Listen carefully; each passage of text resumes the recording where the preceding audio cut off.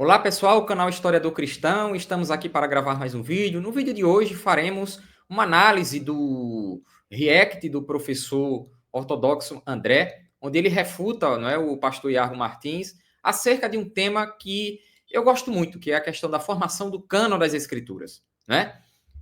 Como todos nós sabemos, muitos apologetas cristãos que estão aqui nas redes sociais, né, no YouTube de preferência, eles sustentam a ideia de que já existia um cano bastante definido entre os judeus, né? O cano do Antigo Testamento, e o cano do Novo Testamento já pode ser encontrado, tá certo? No final do primeiro século, segundo século, terceiro século, tá certo? Então, eles têm uma visão bastante diferente, digamos assim, do que a academia hoje propõe acerca da origem do cano, né? Então, o professor André, como ortodoxo, ele vai se prontificar em responder, né, os principais argumentos do Iago Martins. O vídeo do Iago é focado principalmente na questão do cano do Novo Testamento, da formação do cano do Novo Testamento, tá? Ele não foca muito no Antigo Testamento, embora aqui eu possa fazer algumas observações também sobre o cano do Antigo Testamento, tá bom? Que eu acho relevante também para a discussão aqui. Porém, o foco vai ser mais na questão da formação do cano do Novo Testamento, tá bom? Então, o vídeo vai ser um pouco diferente, porque eu vou apenas fazer uma análise deste diálogo, né, entre eles aqui, tá bom? Na forma de react. Então, hoje eu tenho uma perspectiva bastante diferente em relação à formação do cano, tá certo? E o professor aí, o André, ele vai apresentar uma perspectiva da qual eu tenho uma maior identificação hoje, tá bom? Embora respeite muito aí o pastor Iago Martins e os meus queridos amigos e irmãos protestantes, tá bom? De todo modo, vamos para o vídeo, eu vou colocar aqui e eu espero que vocês analisem os argumentos. E antes disso, se inscreva no canal, ative as notificações, coloque o seu comentário, ajude esse canal a crescer e vamos para o vídeo. Olá para todo mundo, bem-vindos a mais um vídeo no canal do André Luiz. Hoje eu vou fazer mais um react sobre o pastor Iago Martins e mais um react sobre a formação do cano do Novo Testamento. O pastor Iago Martins ele tem uma série de vídeos sobre o assunto. Eu já reagi a um desses vídeos dele. Eu vou deixar, inclusive, o link no final desse vídeo para vocês poderem assistir de novo esse vídeo. E é bom vocês assistirem de novo, porque vocês vão poder comparar as diferenças da argumentação que o pastor Iago Martins tinha naquele meu primeiro react para as argumentações, para a linha de raciocínio que ele está tendo agora. Ele alterou um pouco a sua linha de raciocínio. Naquele primeiro react, as alegações do pastor Iago Martins sobre a formação do cano eram um tanto ingênuas em relação ao processo histórico que nós conhecemos, aos dados históricos e acadêmicos que eu trouxe ali sobre a formação do Novo Testamento. Ele falava coisas um pouco deslocadas do conhecimento acadêmico atual. Ele tinha dificuldade para adequar a narrativa dele a esse conhecimento acadêmico. Agora, ele sofisticou mais o seu discurso, ele deu uma elaborada, ele tornou o discurso dele um pouco mais consistente em relação aos dados. Não que o discurso dele tenha se tornado menos frágil. O discurso dele continua com fragilidades similares, como a gente vai ver ao longo desse meu vídeo. Mas como ele trouxe coisas novas, isso permite que eu também aprofunde mais a minha análise. Lembrando, a análise que eu vou fazer tem um elemento historiográfico, essa é a minha formação, tá? Eu sou historiador, mas também tem um elemento teológico, tem um elemento religioso, porque eu sou cristão ortodoxo. Então minha análise vai ter também uma perspectiva cristã ortodoxa. Então vamos ver o que o pastor Iago Martins tem a nos dizer nesse vídeo. Vamos começar respondendo por que um cânon do Novo Testamento. Por que é que isso existe? Diversas razões contribuíram para que o cânon do Novo Testamento viesse a existir. Inicialmente, a crescente distância temporal em relação ao Jesus histórico começou a representar um desafio para a igreja primitiva. Com o passar do tempo, as testemunhas diretas dos eventos narrados nos evangelhos foram desaparecendo, sobretudo com a morte dos apóstolos. Esses líderes que haviam caminhado com Jesus e eram considerados autoridades na transmissão dos seus ensinamentos, não estariam mais disponíveis para esclarecer dúvidas doutrinárias ou atestar a autenticidade de qualquer tradição. Além disso, o contexto histórico marcado pela perseguição à igreja gerou uma crise de identidade entre os cristãos. Era necessário definir quem eram esses seguidores de Cristo, além de definir bem quais doutrinas realmente professavam e por quais ensinamentos eles estavam dispostos a sofrer perseguições ou até mesmo enfrentar a morte. A gente pode resumir esses problemas elencados pelo pastor Iago Martins com a ideia de cisma. Começaram a surgir movimentos separados dessa igreja apostólica, ou então movimentos começaram a se separar dessa igreja apostólica, certo?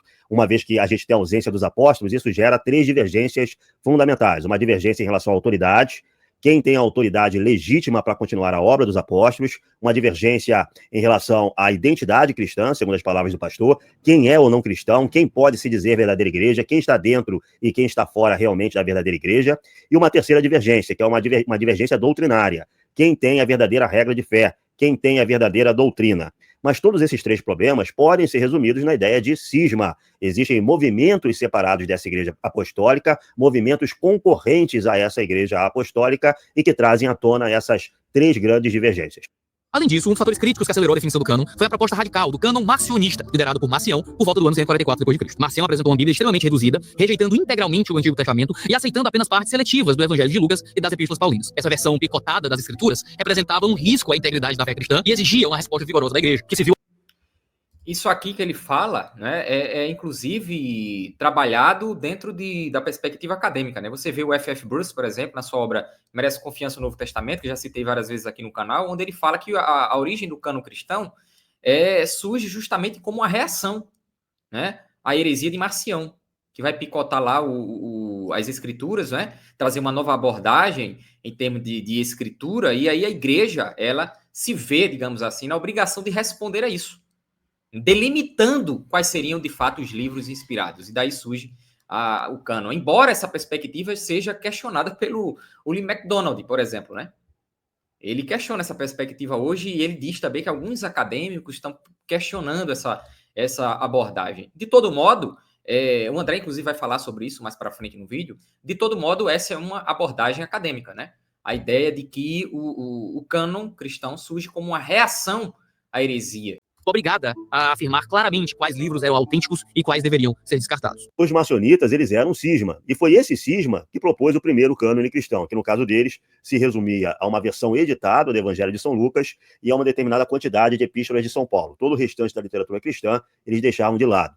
Agora, por que eles deixavam de lado? Por causa de determinadas concepções doutrinárias. O Marcião de Sinope ele tinha uma visão que resvalava para o gnosticismo e certamente para um anti-judaísmo. Ele achava que o Deus judeu, o Deus do Antigo Testamento, não era o mesmo Deus cristão. Então, a partir dessas concepções doutrinárias, dessas heterodoxias, dessas heresias, ele compôs um cânone que as igrejas apostólicas julgaram errado. As igrejas apostólicas vão dizer para ele, não, você tem uma doutrina errônea e o seu cânone também é errôneo. Agora, já que o cânone proposto por Marcião de Sinope era errado, qual era, então, o cânone correto? Qual era, então, o cânone da ortodoxia cristã, das igrejas apostólicas? Essa que foi a discussão colocada. Então, veja que essa discussão sobre o cânone nasce dentro das igrejas apostólicas em reação a um cisma, a uma heresia de Marcião de Sinope e outras heresias também.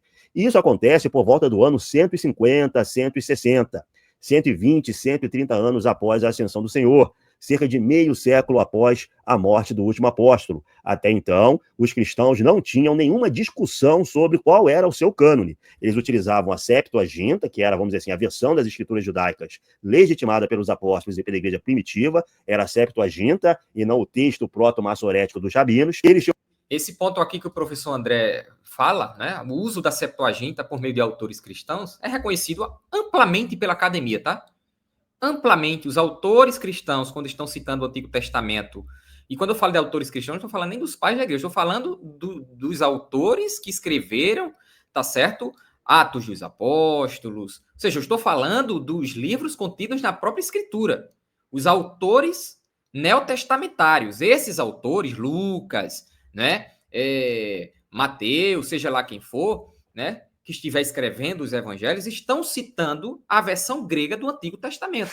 Isso é amplamente reconhecido hoje na academia. Eu poderia citar já de imediato o livro O Surgimento da Bíblia, tá certo? Do Conrad Smith, onde ele fala sobre isso na página 209, onde ele diz o seguinte: a Septuaginta desempenhou um importante papel também para o cristianismo emergente. Citações frequentes dos livros bíblicos a partir de tradições gregas podem ser constatadas já nos autores dos escritos neotestamentários, o mesmo ocorrendo com autores cristãos posteriores, tá certo? Então, é de amplo conhecimento na academia que autores citaram textos, tá certo, de livros contidos na Septuaginta, tá certo? Bem como também fizeram uso da versão grega do Antigo Testamento, tá? O Lee MacDonald fala isso também no seu livro aqui, A Origem da Bíblia, que eu estou com ele aqui, que eu vou usar alguns momentos aqui durante o vídeo, tá certo? Onde ele fala isso, que a Septuaginta era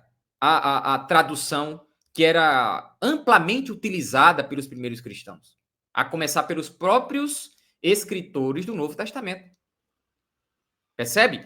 Inclusive, há estudos bastante, como é que eu posso dizer, bastante interessantes, né, em relação ao uso da Septuaginta, né? trazendo até a porcentagem, a quantidade, o percentual de vezes que os autores neotestamentários estão citando a Septuaginta.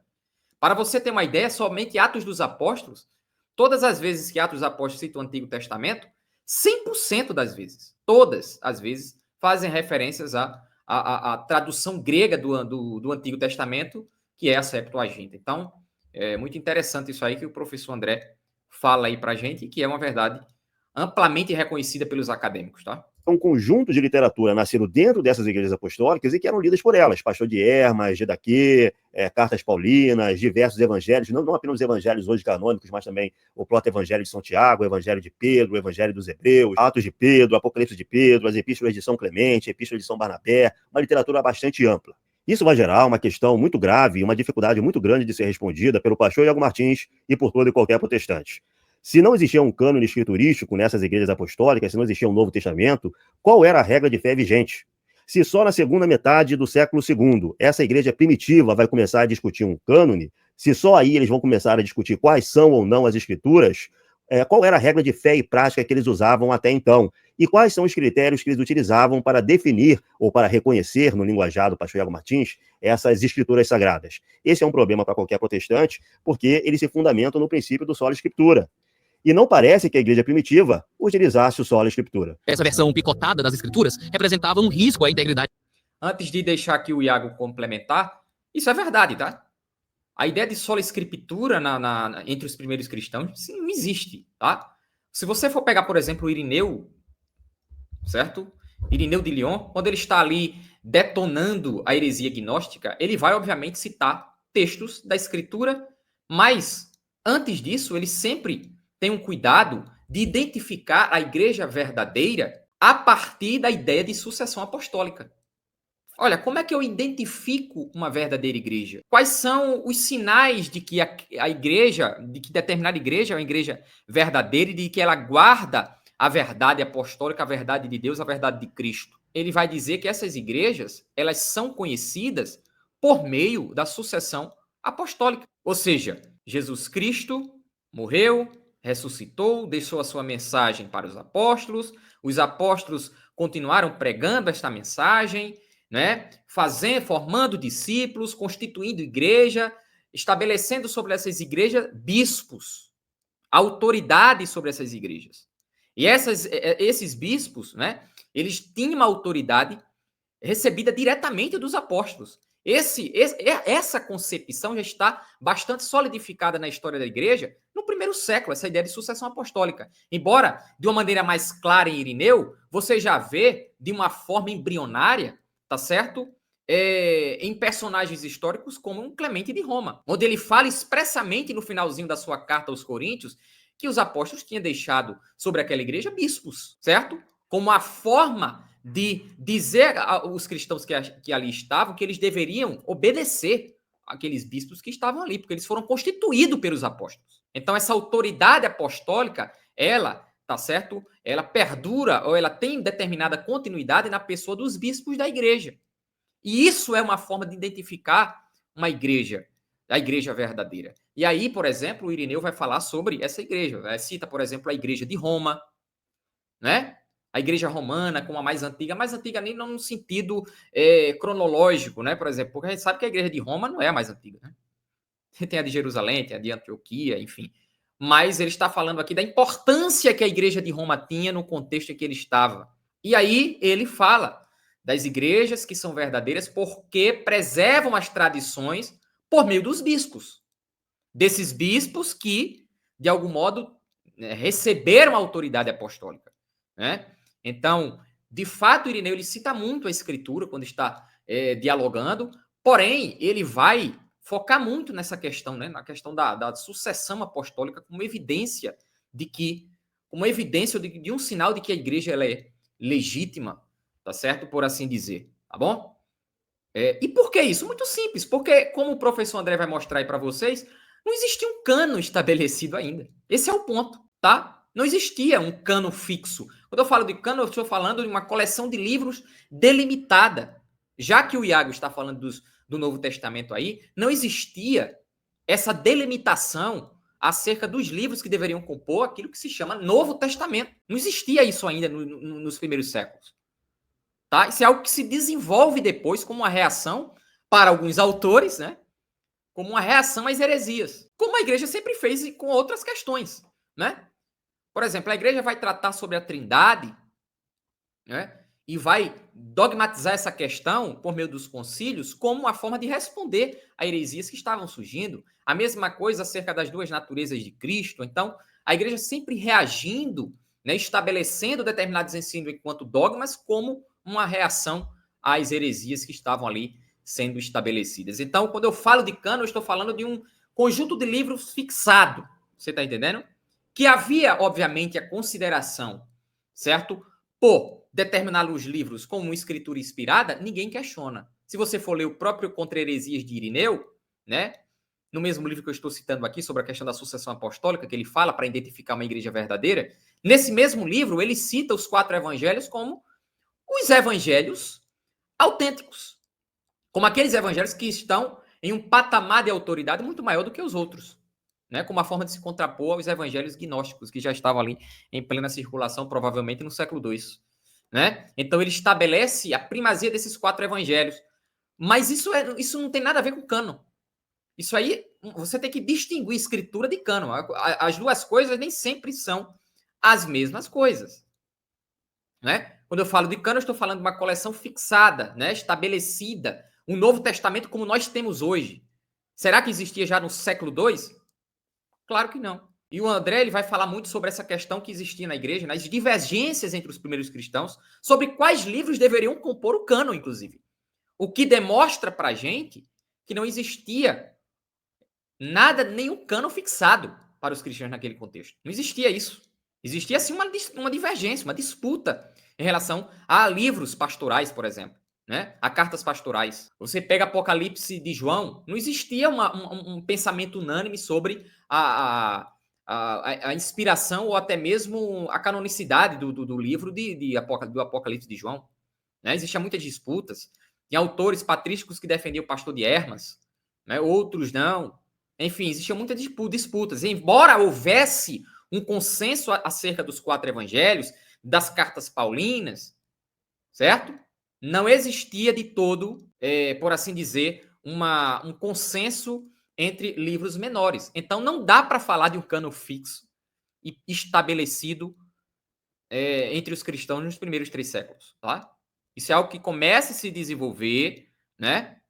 Com uma reação às heresias, obviamente, de uma forma gradual, mas só se estabelece de uma forma definitiva por meio dos concílios.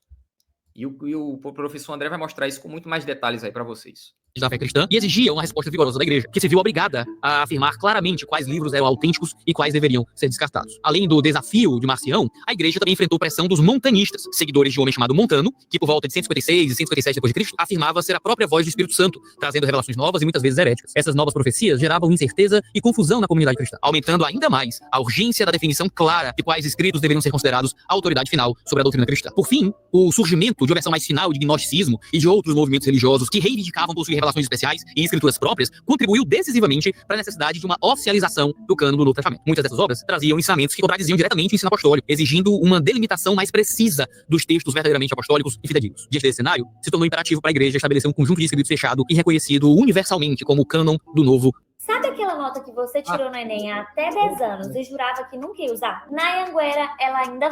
Testamento.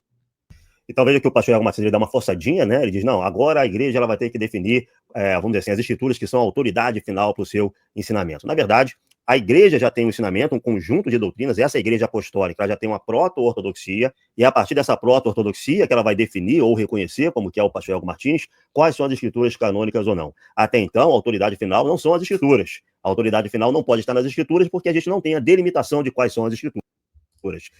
É exatamente isso que eu digo. Olha, se não há uma delimitação em relação ao que é o cano das escrituras, então não faz sentido falar em um cano estabelecido no primeiro século, no segundo século, né?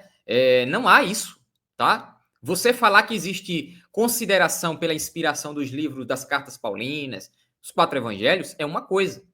Ninguém nega que já existem evidências na patrística de autores, né? O Justino fala, né, sobre os evangelhos, Clemente de Roma traz citações dos evangelhos na sua carta aos Coríntios, né? Então, há sim um respeito, né, uma veneração dos primeiros cristãos em relação aos 4 evangelhos, às cartas paulinas. Porém, o cânon do Novo Testamento como temos hoje, os 27 livros, fechadinho, arrumadinho como nós temos hoje, é uma questão que foi definida pela igreja muito posteriormente, tá certo? Mais precisamente no século IV e assim por diante. Então, é isso aí que o professor André está mostrando para a gente aí também, certo? Essas igrejas apostólicas não têm consenso sobre quais são as escrituras. Claro que isso aconteceu a partir de uma formalização daquilo que já existia informalmente. Ou seja, por mais que as primeiras listas de livros recebidos, o testemunho formal do cânon do Novo Testamento, tenha acontecido posteriormente a partir desse contexto que a gente está estabelecendo, já existia um cânon informal que circulava entre as igrejas. Eu não vou explicar isso nesse vídeo, porque isso já foi explicado em detalhes no nosso vídeo sobre a existência do cânon. Antes dessas listas formais, a gente estabelece lá muito claramente que já existia um cânon do Novo Testamento no século I e que as primeiras igrejas, mesmo antes de uma listagem formal, já possuíam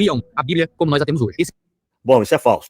Não, isso aí é uma contradição, né? Eu vou até tomar uma vez aqui do professor André, mas isso aí é uma coisa que não faz o menor sentido do ponto de vista histórico, tá? Deixa o professor falar, que ele vai falar melhor do que eu aí, mas eu tenho uma coisa para falar que eu vou aguardar para o final. E faz parte daquele discurso ingênuo que o pastor Iago Martins adota nesse primeiro vídeo que eu comentei, certo? O que o pastor Iago Martins está fazendo aqui é adotar uma certa gambiarra argumentativa. O que ele quer dizer é o seguinte: esses escritos que mais tarde serão reconhecidos como canônicos já existiam no século I. Então, em determinado sentido, esse cânon, embora não reconhecido, embora ninguém conhecesse qual fosse, já existia, já estava produzido no século I e estava circulando pelas igrejas. Agora, não adianta dizer que esse cânon, entre aspas, existia se ele só era conhecido por Deus, se ele só era conhecido na mente divina, porque nenhum homem conhecia esse cânon, entre aspas, tá? Como ele... E outra coisa, né, o que eu queria falar é o Iago, ele parece dar a entender o seguinte: não tínhamos o cânon formal, mas tínhamos o cânon informal, como temos hoje. Foi o que ele disse aí na sua fala, dando a entender que o cânon informal era exatamente aquele que temos hoje, o que é, obviamente, falso, né? Comunidades cristãs não sabiam, não reconheciam esses escritos como os escritos canônicos. Algumas igrejas utilizavam alguns desses escritos que mais tarde seriam canônicos, outras igrejas utilizavam outros desses escritos, e todas as igrejas utilizavam também outros escritos. E, no entanto, elas tinham a mesma regra de fé, que não eram as escrituras canônicas, que não eram as escrituras sagradas, porque elas ainda não eram reconhecidas, institucionalizadas, formalizadas, seja lá qual é a palavra que o pastor Iago Martins queira utilizar. Não adianta dizer que o cânon já existia, já havia sido produzido. Ninguém sabia, ninguém reconhecia, ninguém tinha institucionalizado esse cânon e, portanto, ele não era regra de fé e prática para a igreja primitiva. Alguns fazem parte. Uma coisa que eu gostaria apenas de esclarecer aqui é o seguinte: eu não estou negando, tá? Eu já deixei isso claro nas minhas falas. Eu não estou negando que os cristãos faziam uso do material neotestamentário, no caso, os 4 evangelhos, e entendiam eles como inspirados, tá? Não é esse o ponto. Eu estou falando de um cânon fechado, como temos hoje, tá? Isso não existe. Isso simplesmente não existe. Outra coisa que não existe é a ideia de que somente a Escritura era fonte de doutrina para aqueles cristãos. Isso não é verdade. Existe uma coisa chamada tradição oral, que é transmitida justamente por meio da sucessão apostólica que Irineu está falando já em Contra Heresias, no 2º século, tá? Ou seja, a sucessão apostólica era uma garantia de que a tradição verdadeira havia sido preservada pela igreja. É por isso que ele vai sempre evocar esse argumento, quando ele está ali combatendo o gnosticismo, por exemplo. Percebe?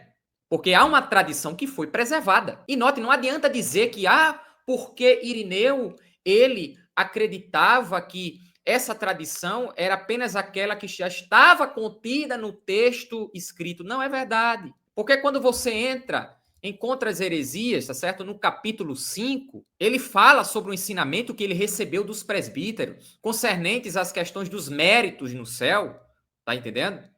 E ele vai trazer várias especificações sobre isso que não constam no Novo Testamento, por exemplo. Eu vou colocar aqui na tela para que vocês leiam comigo, tá? Eu estou aqui no livro Contra Heresias, tá certo? No capítulo 5, tá? Você pode conferir, na internet você pode achar aí.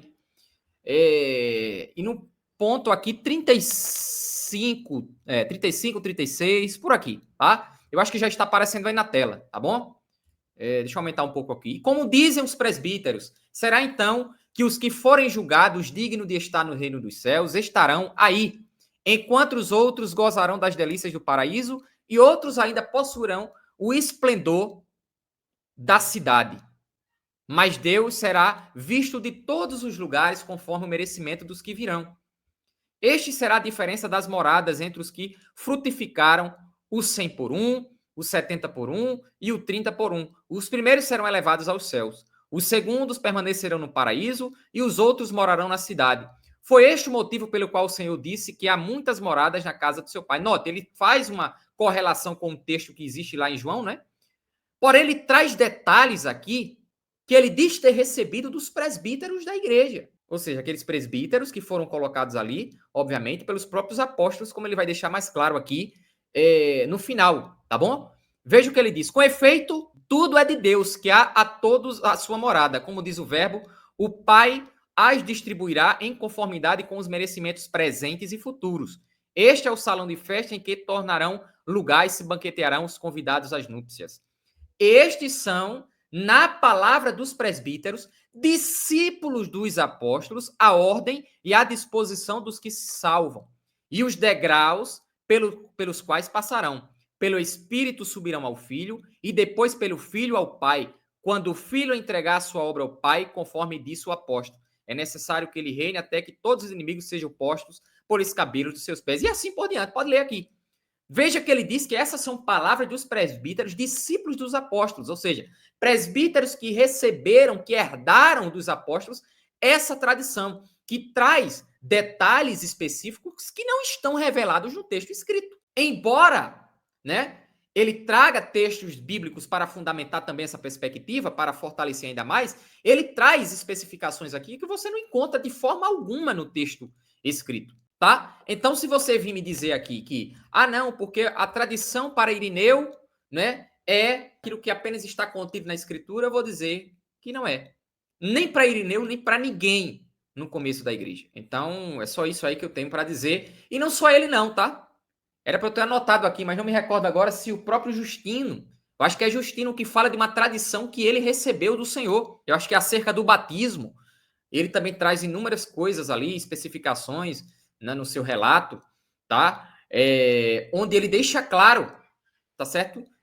Que a tradição que ele conservava não estava apenas delimitada ao texto escrito. Ele fala que recebeu uma tradição após a ressurreição do Senhor. Ora, obviamente, essa tradição não está contida no texto dos evangelhos, né? O texto escrito dos evangelhos, né? Isso se desenvolveu por meio da tradição oral e que foi conservada pelos bispos até chegar ali, né, no Justino, no Irineu, né, que inclusive eles também, tá certo, foram sucessores desses bispos. Irineu, por exemplo, ele foi discípulo de Policarpo, que foi discípulo de João, tá? Então estou falando de indivíduos que estiveram próximos aos apóstolos, tá? Então é muita prepotência a gente querer ensinar esses indivíduos, né? E tem outras pessoas que dizem o seguinte: mas não é porque eles viveram próximo aos apóstolos que eles estão certos em tudo.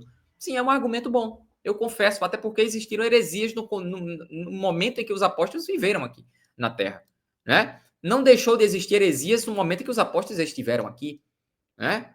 Pessoas que conviveram com os apóstolos pregaram heresias. Mas a grande questão que se coloca é: se até Irineu era herege, se até Irineu, que não acreditava em sola escritura, estava errado, né? Justino estava errado, então quem é que estava certo, pelo amor de Deus? Se até os defensores da ortodoxia estavam errados, quem foi que se preservou, querido? Então você está querendo dizer o quê? Que as portas do inferno prevaleceram contra a igreja? Que as portas do inferno prevaleceram até contra os defensores da ortodoxia? Me ajuda aí, não é? Então Irineu, que é herege também, ao afirmar que as tradições não estavam apenas contidas, as verdades divinas, as verdades de Cristo não estavam contidas apenas no texto escrito, mas na tradição oral, que foi preservada por meio da sucessão dos bispos, eles estão errados. Você é que está certo, né? Até eles, os defensores da ortodoxia, estão errados, mas quem está certo é o cristão agora no século XX. Tá bom, se você acredita assim, tudo bem. Não tem problema nenhum. Mas vamos continuar aqui com o vídeo. Finalmente veio o cânon, aleluia, saímos da obscuridade, finalmente sabemos quais são os livros bíblicos. O pastor Iago Martins ele dá uma ironizada, mas a verdade é que nós podemos confirmar por documentação histórica, inclusive por algumas das listas que ele vai trazer nesse vídeo, nós podemos confirmar por documentação histórica que essa igreja primitiva, ela lia outras obras que não são canônicas hoje em dia, mas que elas consideravam também como livros inspirados e até mesmo como escritura sagrada. A gente pode pegar obras de São Clemente de Alexandria, e São Clemente de Alexandria vai estar chamando o Evangelho dos Hebreus, hoje perdido, vai estar chamando o Evangelho dos Hebreus de escritura sagrada, vai estar chamando de escritura sagrada o próprio Evangelho de São Tiago. E o próprio Irineu, né? Ele cita, se eu não estiver enganado, posso estar enganado, posso estar confundindo os pais da igreja. Eu não trouxe isso aqui anotado aqui, mas li sobre isso também. Mas eu acho que é Irineu, né? Que cita Pastor de Hermas como escritura. Né? Pode ser ele. Alguns entendiam o Pastor de Hermas como escritura, mas Pastor de Hermas ficou fora do cano, né? Então existiam muitas distinções, divergências em relação a isso, tá? Porque não havia uma delimitação, como já falamos. Mas enfim, vamos continuar aqui. Algumas comunidades vão utilizar como livros canônicos as epístolas de São Clemente de Roma, a epístola de São Barnabé, vão utilizar a Didaquê, o Pastor de Hermas. Então existe um conjunto de livros sendo utilizados por essas igrejas apostólicas como literatura canônica, inspirada, como escritura. Não é verdade que essas igrejas primitivas, que essas igrejas apostólicas lessem os mesmos livros que nós lemos atualmente nas nossas igrejas.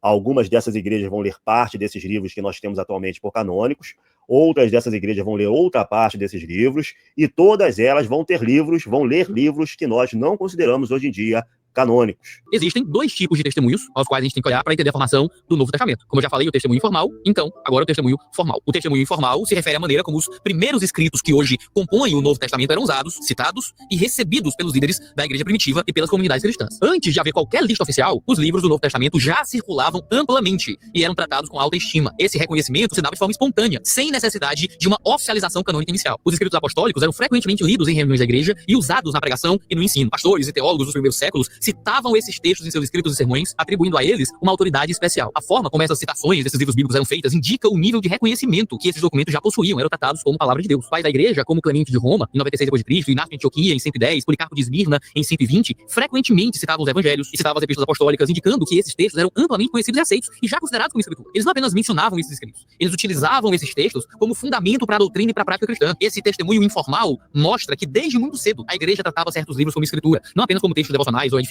Mesmo antes existia um cânon formal. A aceitação desses escritos foi um processo orgânico, baseado em sua origem apostólica e em sua utilidade espiritual, muito antes de uma definição formal de um cânon. O problema é que os padres da igreja não citavam apenas os escritos que hoje nós temos como canônicos, como eu falei aqui. Eles citavam outros textos também que nós não temos hoje como canônicos. Por exemplo, as duas epístolas de São Clemente de Roma eram citadas, a epístola de São Barnabé, Didaquê, Pastor de Hermas, Evangelho de São Pedro, Atos de São Pedro, Apocalipse de São Pedro. Enfim, existe uma gama muito grande de escritos que hoje não são canônicos e estão sendo citados por esses padres da igreja. E não só sobre o Novo Testamento, né? O Antigo Testamento também, embora não seja o tema do vídeo aí. Por exemplo, Orígenes, tá certo? Cita Macabeus como escritura. Tá? Cita Macabeus como escritura. Agostinho também reconhecia os deuterocanônicos como escritura. Outros pais da igreja, idem. Os primeiros concílios da igreja também entendiam como escritura e até como livros canônicos, né? A gente já vai chegar nessa parte aí, tá bom? Então, complica, né, pastor Iago Martins? Você citar, não, porque ele já reconhecia como escritura. Beleza. Mas não só era reconhecido como escritura esses 27 livros que nós temos hoje na nossa Bíblia, tá? Isso vai ser delimitado depois pela igreja, pela autoridade da igreja, tá certo? Mas vamos continuar. Certo? Então, o pastor Iago Martins está vendendo uma ideia aqui que não é real. Ele está vendendo uma narrativa que não tem respaldo na documentação que a gente pode apresentar, que a gente conhece. Na verdade, ele quer passar a impressão de que circulavam nessas igrejas apenas esse rol de livros que nós consideramos canônicos e que só depois seriam formalizados. Não era assim. Existia um conjunto de livros muito maior circulando. E alguns livros que hoje nós consideramos canônicos, eles não eram aceitos por todas as comunidades. O Apocalipse de São João, por exemplo, ele só vai ser aceito consensualmente no Oriente no século V. Certo? A Epístola aos Hebreus de São Paulo só vai ser aceita em Roma no finalzinho do século IV. Eles eram escritos muito contestados. Então essa história de um cânon já reconhecido informalmente é a história da carochinha. The situation is not easy. It's really, really bad. We are at the border today and the border... Então vamos utilizar por testemunho Eusébio de Cesareia, que está escrevendo sua história eclesiástica no início do século IV. Anos 300 e pouquinho. O que ele vai escrever sobre as escrituras reconhecidas pela igreja? A esta altura, parece-nos oportuno recapitular os escritos do Novo Testamento a que nos referimos. Sem dúvida, importa pôr em primeiro lugar o sagrado paternário dos evangelhos, seguido do livro dos Atos dos Apóstolos. Em seguida, sejam mencionadas as cartas de Paulo, na continuação das quais seja sancionada a primeira atribuída a João, e igualmente a primeira carta de Pedro. No prosseguimento dessas obras, colocar-se-á-se conveniente o Apocalipse de João, a respeito do qual explanaremos alguns pareceres quando oportuno. Então, as escrituras que eram consensuais, segundo Eusébio de Cesareia, eram os 4 evangelhos hoje canônicos, Atos dos Apóstolos, as epístolas de São Paulo, que ele não lista quais são. A gente sabe que existia muita contestação ainda nesse período, a epístola aos Hebreus, a gente sabe isso por outras fontes, mas as cartas de São Paulo, a primeira de Pedro, a primeira de São João. Cerca de 20, 21 obras das atuais 27 do Novo Testamento. E existiam outros livros que eram contestados, ou seja, considerados escrituras sagradas por algumas igrejas e não por outras. Entre os contestados, mas apesar disso recebidos pela maioria, existe a carta atribuída a Tiago, a de Judas, a segunda carta de Pedro, e as cartas enumeradas como segunda e terceira de João, quer sejam do evangelista ou de outro com idêntico nome. Entre os apócrifos, põe-se o livro dos Atos de Paulo, a obra intitulada Pastor de Hermas, o Apocalipse de São Pedro, e além disso, a carta atribuída a São Barnabé, o escrito chamado A Doutrina dos Apóstolos, a Didaquê, e depois, como já disse, o Apocalipse de São João, se parecer bem. Alguns, conforme já declarei, o rejeitam, mas outros o inserem entre os livros recebidos. Entre esses mesmos livros, alguns ainda puseram o Evangelho segundo os Hebreus, que agrada sobretudo aos hebreus que aderiram a Cristo. Todos esses livros estão no número dos escritos contestados. Então veja, no início do século IV, anos 300 e pouquinho, existiam igrejas que tinham um quinto evangelho, o Evangelho dos Hebreus, e que tinham a Didaquê, ou que utilizavam o Pastor de Hermas, e que não utilizavam o Apocalipse de São João. Então, no início do século IV, a gente ainda não tinha um cânon informal. O cânon de uma igreja podia diferir de maneira muito importante do cânon de outra igreja. E isso aí, eu acho que é o seguinte, o problema de muitos protestantes é confundir escritura com cânon, né? Embora uma coisa esteja relacionada à outra, não são a mesma coisa. O cânon é o conjunto de livros. Esse conjunto de livros que hoje nós temos em nossas Bíblias hoje. Os 27, vamos pegar o Novo Testamento só, já que a temática do vídeo é o Novo Testamento. Farei vídeos sobre o Antigo Testamento aqui depois também, tá? Explorando a questão dos deuterocanônicos e assim por diante. Quando a gente para refletir sobre isso, tá?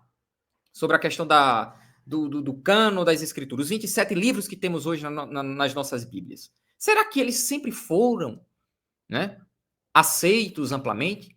Ora, já ficou claro aqui que não. Então não adianta você dizer, mas já eram tidos como escrituras, os evangelhos eram tidos como escrituras. Ninguém discorda disso. Católico não vai discordar disso. Ortodoxo não vai discordar disso. Ninguém. A questão é um cânon fixado. Mas um cânon informal. O Iago fala do cânon informal aí, né? Aí, ao mesmo tempo é que ele diz um cânon informal que bate necessariamente com o que nós temos hoje aqui. Não, não necessariamente, porque existiam divergências entre os pais da igreja sobre o que deveria constar no cânon e o que não deveria constar no cânon. Por exemplo, Hebreus, que o professor André citou aí, foi motivo de bastante controvérsia também. Se entra ou não.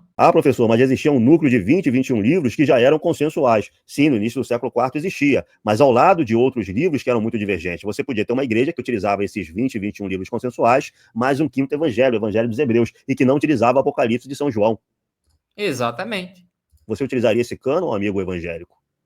Agora, o testemunho formal se refere ao reconhecimento oficial e sistemático dos escritos do Novo Testamento, expresso por meio de listas de livros considerados autoritativos, compilações e decisões conciliares. Esse processo visava distinguir os textos apostólicos dos escritos que, embora populares em alguns círculos cristãos, não possuíam a mesma inspiração divina. Entre as primeiras listas conhecidas, a gente inclui o cânon muratoriano, de 170 a 180 d.C., que reconhece grande parte do Novo Testamento definitivo, excluindo algumas epístolas menores. Outras compilações surgiram ao longo do século III e IV, conforme a necessidade de padronização crescia diante da proliferação de escritos apócrifos e heréticos. Os concílios da igreja tiveram um papel fundamental nesse reconhecimento formal. O concílio de Hipona, em 393, e o concílio de Cartago, em 397, foram decisivos ao estabelecer oficialmente a lista dos 27 livros do Novo Testamento. As atas desses concílios demonstram que a igreja não criou o cânon, mas apenas confirmou aquilo que já era amplamente aceito na prática eclesiástica. Essa formalização era necessária para garantir a unidade doutrinária da igreja, especialmente diante de desafios teológicos, como o gnosticismo e outras heresias que vinham para questionar os textos que a igreja já usava. Assim, enquanto o testemunho informal reflete o uso e a recepção natural dos livros, o testemunho formal representa um esforço consciente de definir quais escritos eram inspirados e normativos para a fé cristã. Bom, essa diferenciação entre testemunho informal e testemunho formal é muito problemática, é muito arbitrária, porque passa a impressão que esse testemunho informal é quase que espontâneo, e não é bem assim. O pastor Iago Martins, ele meio que escamoteia, né? Ele meio que suaviza, vamos dizer assim, esse processo de reconhecimento, como ele chama, né? Ele está dizendo que a igreja apenas reconheceu esses escritos que já eram inspirados desde o primeiro século. Mas esse processo de reconhecimento, entre aspas, tá? Ele é meio que escamoteado e suavizado pelo pastor Iago Martins. Vamos tentar definir como é que era esse processo de reconhecimento. Primeiro, esse processo ocorre em uma igreja que se considera católica. Essas igrejas em que está ocorrendo esse testemunho informal, conforme o chama o pastor Iago Martins, são igrejas, são comunidades que se consideram integrantes, membros, parte da igreja católica. E essa igreja católica não é, como diz o pastor Iago Martins lá no final do vídeo, apenas uma igreja universal. Essa igreja católica se delimita em relação a outros movimentos não católicos, outros movimentos que ela considera apartadas dela própria. Então, por exemplo, ser católico não é ser montanista. Os ebionitas não fazem parte da Igreja Católica, os gnósticos não fazem parte da Igreja Católica, os marcionitas não fazem parte da Igreja Católica, mais tarde os arianos não vão fazer parte da Igreja Católica, certo? Então, essa Igreja Católica ela é delimitada. E como é que se faz a delimitação dessa Igreja Católica em relação a movimentos não católicos? Bom, em primeiro lugar, pela sucessão apostólica. Essa é a Igreja Católica, e nós podemos confirmar isso através de documentação, nós podemos confirmar isso através de uma documentação, inclusive anterior aos debates canônicos, ou pelo menos que se fazem na mesma época, no mesmo período em que se inicia os debates sobre o cânone. Essa Igreja Católica ela é liderada por bispos que são vistos como sucessores dos apóstolos. Existe uma monarquia episcopal que está sendo consolidada ali no século II. A gente já pode ler ao nascimento, o surgimento dessa monarquia episcopal, pelo menos nas cartas de Santo Inácio de Antioquia, no iniciozinho do século II. Então, nos escritos de Tertuliano, de Santo Irineu de Lyon, a gente já vê que essa igreja considerada católica é também uma igreja apostólica, no sentido que ela tem uma sucessão ordenada de bispos, uma sucessão ordenada que, segundo essas pessoas acreditam, remonta aos próprios apóstolos. Então, são comunidades altamente hierarquizadas, onde o bispo é visto como representante de Cristo. Santo Inácio de Antioquia dizia: onde está o bispo, aí está a igreja, certo? Então, essa igreja católica apostólica, é nesse sentido que eu estou dizendo, hierárquica, organizada ao redor dos bispos, vistos como sucessores dos apóstolos e como representantes de Cristo, é essa igreja que está debatendo o cânone. Em segundo lugar, não é necessário um concílio para que esses bispos, esses líderes, esses sucessores dos apóstolos, estejam trocando experiência e estejam conversando entre si. Esses bispos, eles estão todos eles em contato. Então, tipo assim, é falso achar que apenas em um concílio existe uma deliberação, existe uma decisão, existe, vamos dizer assim, uma orientação dos bispos, um consenso dos bispos a respeito de que escritos estão valendo e que escritos não estão valendo. Esses bispos estão tomando essas deliberações, estão trocando essas experiências, estão chegando a esses consensos ao longo desses séculos, não apenas no concílio de Hipona, ou então no concílio de Laodiceia. Esses concílios são, vamos dizer assim, a ponta final de um processo que vai ocorrendo dentro dessas comunidades católicas e apostólicas lideradas por bispos ao longo de séculos. Então não há uma diferença tão explícita entre testemunho informal e testemunho formal. O testemunho informal é um testemunho formal que vai ocorrendo gradualmente ao longo do tempo, dentro de estruturas altamente hierárquicas, organizadas em torno desses bispos, que lá no século IV vão estar fazendo sínodos. Em terceiro lugar, o pastor Iago Martins ele se esquece de falar sobre os critérios pelos quais esses bispos, essas comunidades lideradas pelos bispos, vão discutir a canonicidade desses escritos. Quais são os critérios empregados para dizer que esse escrito ele está valendo e que esse escrito não está valendo? Esses critérios são retirados de onde? E esse é um dos principais problemas da narrativa do pastor Iago Martins. Porque nós conseguimos documentar, historicamente, que o critério utilizado para escolher quais livros entram ou não no cânone, para orientar essas deliberações dessas comunidades lideradas por bispos, esses critérios eram retirados da regra de fé, da proto-ortodoxia, de uma proto-doutrina que já era vigente nessas comunidades católicas e apostólicas. Ou seja, o cânone começa a ser deliberado a partir de uma doutrina que lhe era anterior, de uma proto-ortodoxia que lhe era anterior, de um credo apostólico que foi sendo estabelecido para resguardar essa proto-ortodoxia e que era anterior à própria formação, ao próprio reconhecimento do cânon. Dizendo de outra maneira, a tradição apostólica é que era o critério para saber que escrito era sagrado ou não. E nós podemos ler isso em Eusébio de Cesareia. Assim poderemos conhecer esses livros e os que entre os hereges são apresentados sob o nome dos apóstolos, quer se trate dos evangelhos de Pedro, de Tomé, de Matias, etc., ou dos atos de André, de João e dos outros apóstolos. Jamais entre os escritores eclesiásticos que se sucederam, houve quem julgasse conveniente relembrá-los. Aliás, o estilo se aparta do costumeiro modo de falar dos apóstolos. O pensamento e a doutrina que encerro acham-se quanto possível em contraste com a verdadeira ortodoxia. Prova evidente de que esses livros são produtos heréticos. Então, o Eusébio de Cesareia está utilizando a ortodoxia que existia para definir que escrito era apostólico ou não. para, vamos dizer assim, deliberar sobre a divergência. A gente pode ver a mesma coisa ao longo de outros episódios da vida de igreja. O próprio Santo Irineu de Lyon, ele vai rebater os escritos gnósticos não a partir das escrituras sagradas, mas das escrituras que são utilizadas pelas igrejas que mantêm a tradição apostólica. E quais são as igrejas que mantêm a tradição apostólica? As igrejas que mantêm a sucessão de bispos ordenados vindos dos apóstolos, que mantêm essa regra de fé.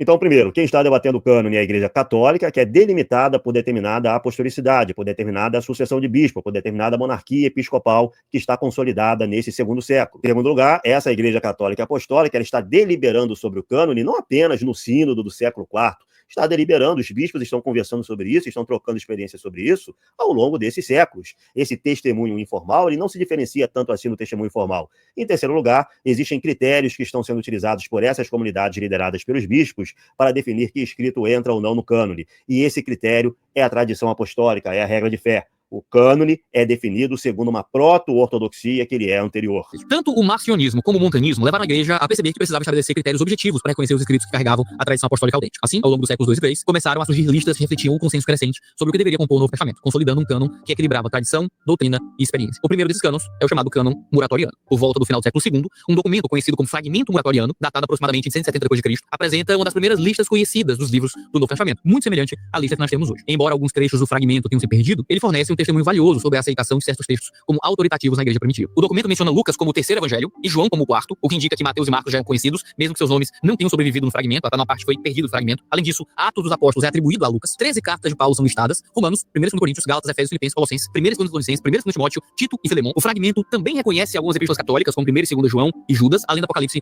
de João. Curiosamente, o documento menciona e rejeita alguns textos que circulavam na época. Uma epístola aos Laodicenses e outra epístola aos Alexandrinos são descartadas, sendo essa última possivelmente uma referência à carta aos Hebreus. O Apocalipse de Pedro é incluído na lista, mas com a ressalva de que sua leitura pública gerava controvérsia. O Pastor de Hermas, apesar de ser considerado edificante para a leitura privada, é rejeitado para uso público por ser uma obra recente. Escritos gnósticos, marcionistas e montanistas são expressamente rejeitados também no cânon muratoriano. Um aspecto peculiar do fragmento é a inclusão do livro da Sabedoria de Salomão, um texto do Antigo Testamento que nem sempre figurava nas listas cristãs posteriores. Por volta do ano 180, portanto, nós já encontramos uma lista canônica testamentária muito, mas muito próxima da forma final que nós temos hoje. Então vejam que nessa passagem o pastor Iago admite que foi a igreja que estabeleceu os critérios para definir ou para reconhecer o cânon.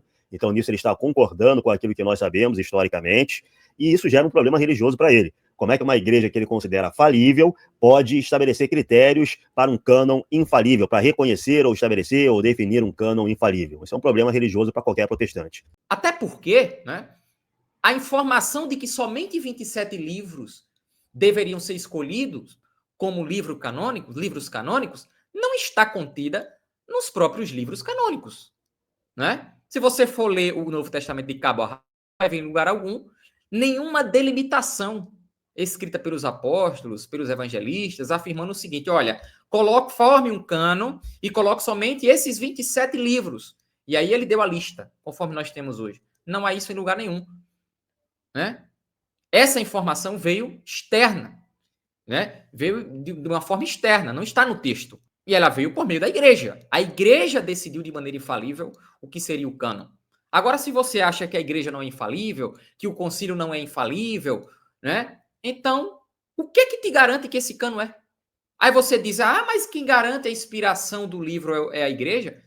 Não confunda as coisas. Ninguém está falando da inspiração. A inspiração vem de Deus. Mas como é que eu sei? Como é que eu faço distinção entre qual é o livro inspirado e o que não é? Se existia tamanha confusão nos primeiros séculos sobre essas questões. Vários pais da igreja consideravam o pastor de Hermas como inspirado, outros tiravam Hebreus, outros tiravam Apocalipse de João, como já foi demonstrado aqui. Então, como é que eu sei? Como é que eu delimito isso de uma forma infalível? Ora, a igreja definiu de maneira infalível. Por quê? Porque há uma promessa à igreja de que as portas do inferno não prevalecerão contra ela, de que ela seria guardiã de toda a verdade. Ela é a coluna e firmeza da verdade, como diz o próprio apóstolo. Então vamos ver essa lista canônica do fragmento muratoriano, que está sendo citada pelo pastor Iago Martins e que ele considera muito próximo ao nosso cânon atual.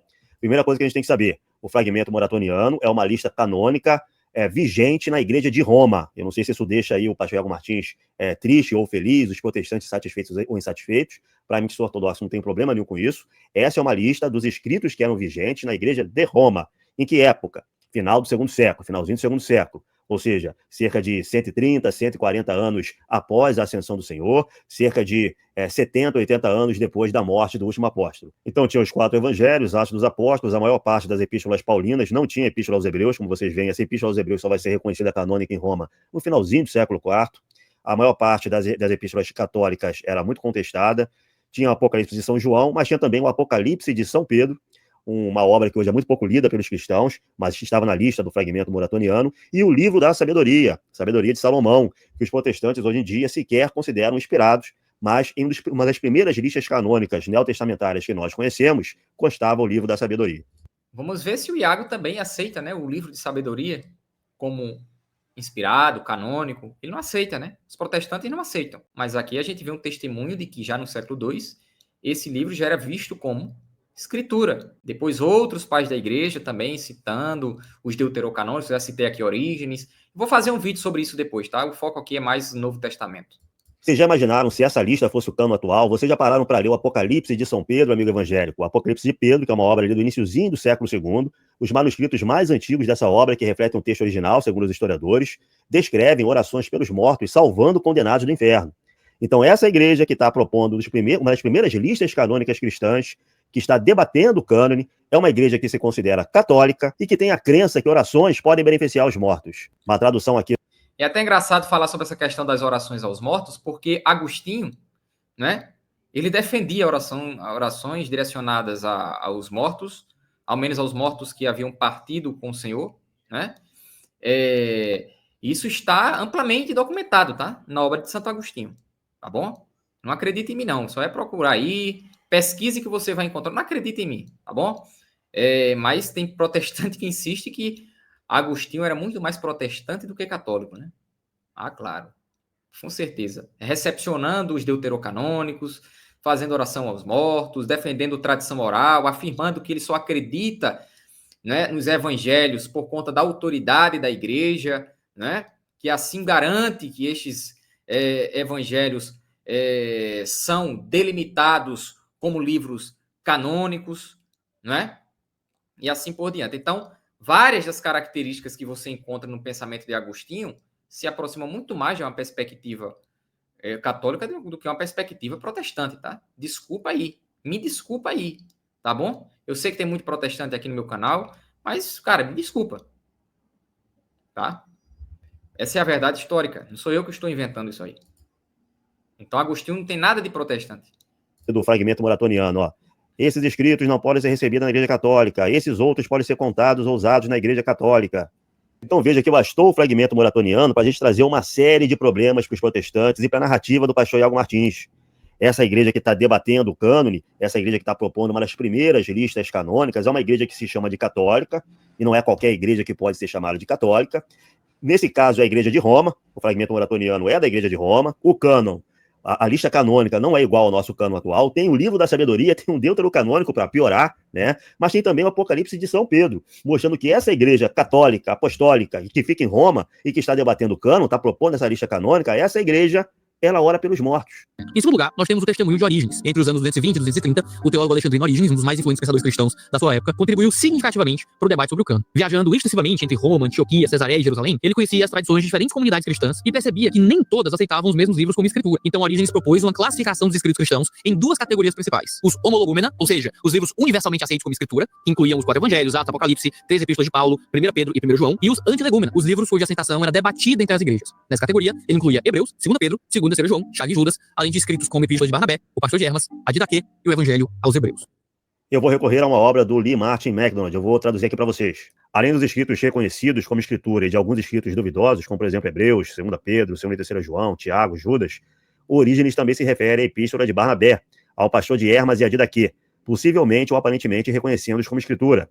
Calim observa que em Contra-Celso, Orígenes introduz a Epístola de Barnabé com as palavras "está escrito na Epístola Católica de Barnabé", ênfase adicionada. Da mesma forma, em Primeiros Princípios, Orígenes fundamenta seu argumento com base em textos das Escrituras, entre os quais cita o Pastor de Hermas.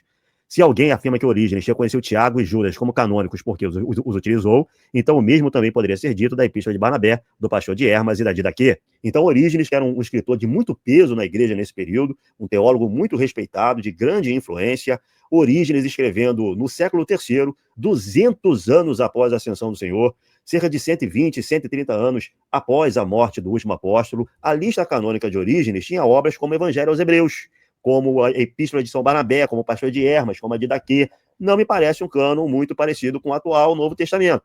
Apesar de... E para piorar a situação, se a gente for ler, né? Eu vou colocar aqui até na tela para o pessoal não dizer que eu estou mentindo. Infelizmente, eu não coloquei todas as citações aqui, tá? Mas, deixa eu colocar aqui. Especificamente a de Orígenes, que embora não seja relacionado ao Novo Testamento aqui, porque o André já respondeu isso aqui, ele cita, por exemplo, o Deuterocanônico, tá certo? Macabeus, por exemplo, primeiro Macabeus, se não estiver enganado, eu vou conferir aqui para confirmar, mas é isso mesmo. Ele cita primeiro Macabeus como escritura, tá? Aqui, ó, nesse livro, tá certo? Tratado sobre os princípios, tá certo? De Orígenes. Quando eu coloco aqui, ó, na página 64, eu tô na versão, obviamente, PDF, né? Da editora Paulus, tá? Aqui, ó, página 64.5. Para acreditar que tais coisas se apoiam na autoridade das Escrituras, eis como no livro dos Macabeus, quando a mãe dos 7 mártires exortam os seus filhos a suportar os suplícios, se confirma esta doutrina. E aí ele continua aqui, ó, tá na tela, pode ler, tá? Vou deixar aí, deixa eu colocar mais, deixa eu aumentar aqui, tá? Pronto, vejam aí, tá bom? Aumentei aqui a tela. Então ele coloca o livro de Macabeus, tá certo? Como escritura, coisa que o protestante não faz, não é? Então é muito bom citar o pai da igreja quando lhe convém, não é, Pastor Iago Martins? E aí a minha crítica é com respeito a você, porque eu gosto muito do seu trabalho, mas vamos mostrar a verdade na sua inteireza, né?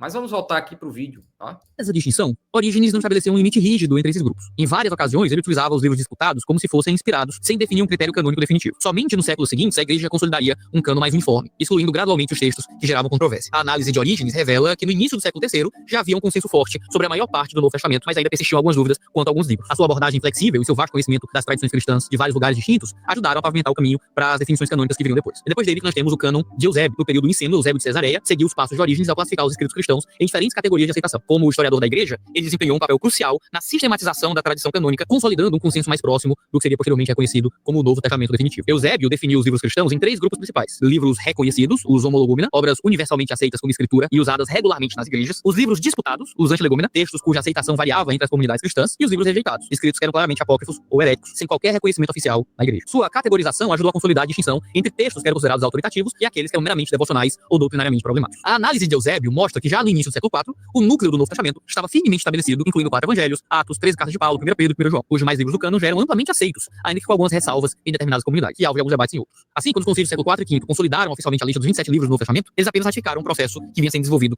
desde o século II. O que eu acho engraçado no Pastor Iago Martins é quando ele diz: já no início do século IV, nós tínhamos um núcleo central do cânon e algumas pequenas divergências ainda a serem definidas. Ora, no início do século IV já se passaram 300 anos após a ascensão do Senhor. 10, 15 gerações de cristãos viveram sem o Novo Testamento. 10, 15 gerações de cristãos viveram sem sequer poder dizer que tinham um cânon para fazer de sua regra de fé e de prática, certo? Isso traz um grande problema para o protestantismo. E nunca demais é lembrar, esse processo que vem ocorrendo gradualmente desde o século II é um processo que ocorre dentro da Igreja Católica, não é qualquer igreja, a Igreja Católica, definida como igrejas apostólicas, que tem uma sucessão ordenada de bispos que vem dos apóstolos. Esses bispos estão deliberando, eles não precisam de um sínodo, de um concílio, para trocar deliberações, decisões, experiências, para chegarem a consensos. Esses bispos estão em contato, tá? Então são igrejas hierarquizadas que se reconhecem mutuamente, que se reúnem em torno dos bispos, que estão, vamos dizer assim, apurando, chegando a consensos sobre esse cânon. Uma lista menos comentada é a lista africana. No século IV, nós encontramos evidências de um cânon cristão consolidado no norte da África, refletindo o processo de reconhecimento dos livros sagrados naquela região. Entre os livros preservados se destaca uma lista anônima, datada de aproximadamente 360 d.C., que apresenta um conjunto de escritos neotestamentários bastante semelhante ao cânon final da igreja. Essa lista africana incluía os 4 evangelhos, 3 epístolas paulinas, o livro de Atos, o Apocalipse de João, as 3 epístolas de João, embora o compilador só conhecesse uma delas, as 2 epístolas de Pedro, mas considerando apenas uma como autêntica. Outro testemunho significativo da tradição africana é o manuscrito Kelterran, também datado do ano 360, e que reflete o ponto de vista predominante no norte da África. Essa lista contém quase todos os livros do Novo Testamento, com exceção de Hebreus, Tiago e Judas, sugerindo que esses textos ainda enfrentavam alguma resistência. Curiosamente, essa Kelterman List, ou Monsen List, né, porque foi descoberta pelo Theodor Monsen, também tem um cânon do Antigo Testamento. E olha só que curiosidade, os livros desse cânon do Antigo Testamento. A gente tem 2 livros de Macabeus, tem Tobit, tem 151 salmos de Davi. Assim não há protestantismo que resista, Pastor Iago Martins. a tradição africana, mais tarde representada por figuras como Agostinho de Hipona, Cara, aqui complicou completamente pro Iago Martins, hein, cara? É complicado. Você pega uma lista lá, né? Supostamente dali favorecendo a tua perspectiva. Aí quando você vai ler, aí quebrou os espinhaços todinho do protestante. É difícil, é complicado. Aí complica, né? desempenharia um papel crucial na ratificação do cânon oficial da Igreja Ocidental. Mais à frente, nós temos a Carta Festiva de Atanásio e algumas divisões entre o Ocidente e o Oriente. Em 367 d.C., o bispo Atanásio de Alexandria publicou a sua Carta Festiva, um documento que teve um papel fundamental na fixação do cânon do Novo Testamento no Oriente. Nele, Atanásio estabelece uma distinção clara entre os escritos verdadeiramente inspirados, transmitidos desde os tempos apostólicos, e os chamados escritos secretos dos grupos heréticos. A sua lista de livros reconhecidos incluía, pela primeira vez, todos e apenas os 27 livros do Novo Testamento que temos hoje. A lista de Atanásio compreendia os 4 evangelhos, Mateus, Marcos, Lucas e João, o livro de Atos, as epístolas gerais, Tiago, 1 e 2 Pedro, 1 e 2 e 3 João e Judas, e as cartas paulinas, Romanos, 1 e 2 Coríntios, Gálatas, Efésios, Filipenses, Colossenses, 1 e 2 Colossenses, Hebreus, 1 e 2 Timóteo, Tito e Filemão. Além, claro, do livro do Apocalipse. Atanásio expressou de maneira categórica a sua posição sobre esses livros, afirmando, abre aspas, estes são os mananciais da salvação, que ninguém lhes acrescente ou deles retire, seja o que for. Essa clareza e autoridade fizeram com que a sua carta se tornasse um marco na história e na definição do cânon cristão. Segundo James Sayer, a Carta Festiva de Atanásio é geralmente considerada o documento que consolidou o cânon no Oriente, assim como o Concílio de Cartago, ocorrido posteriormente, foi responsável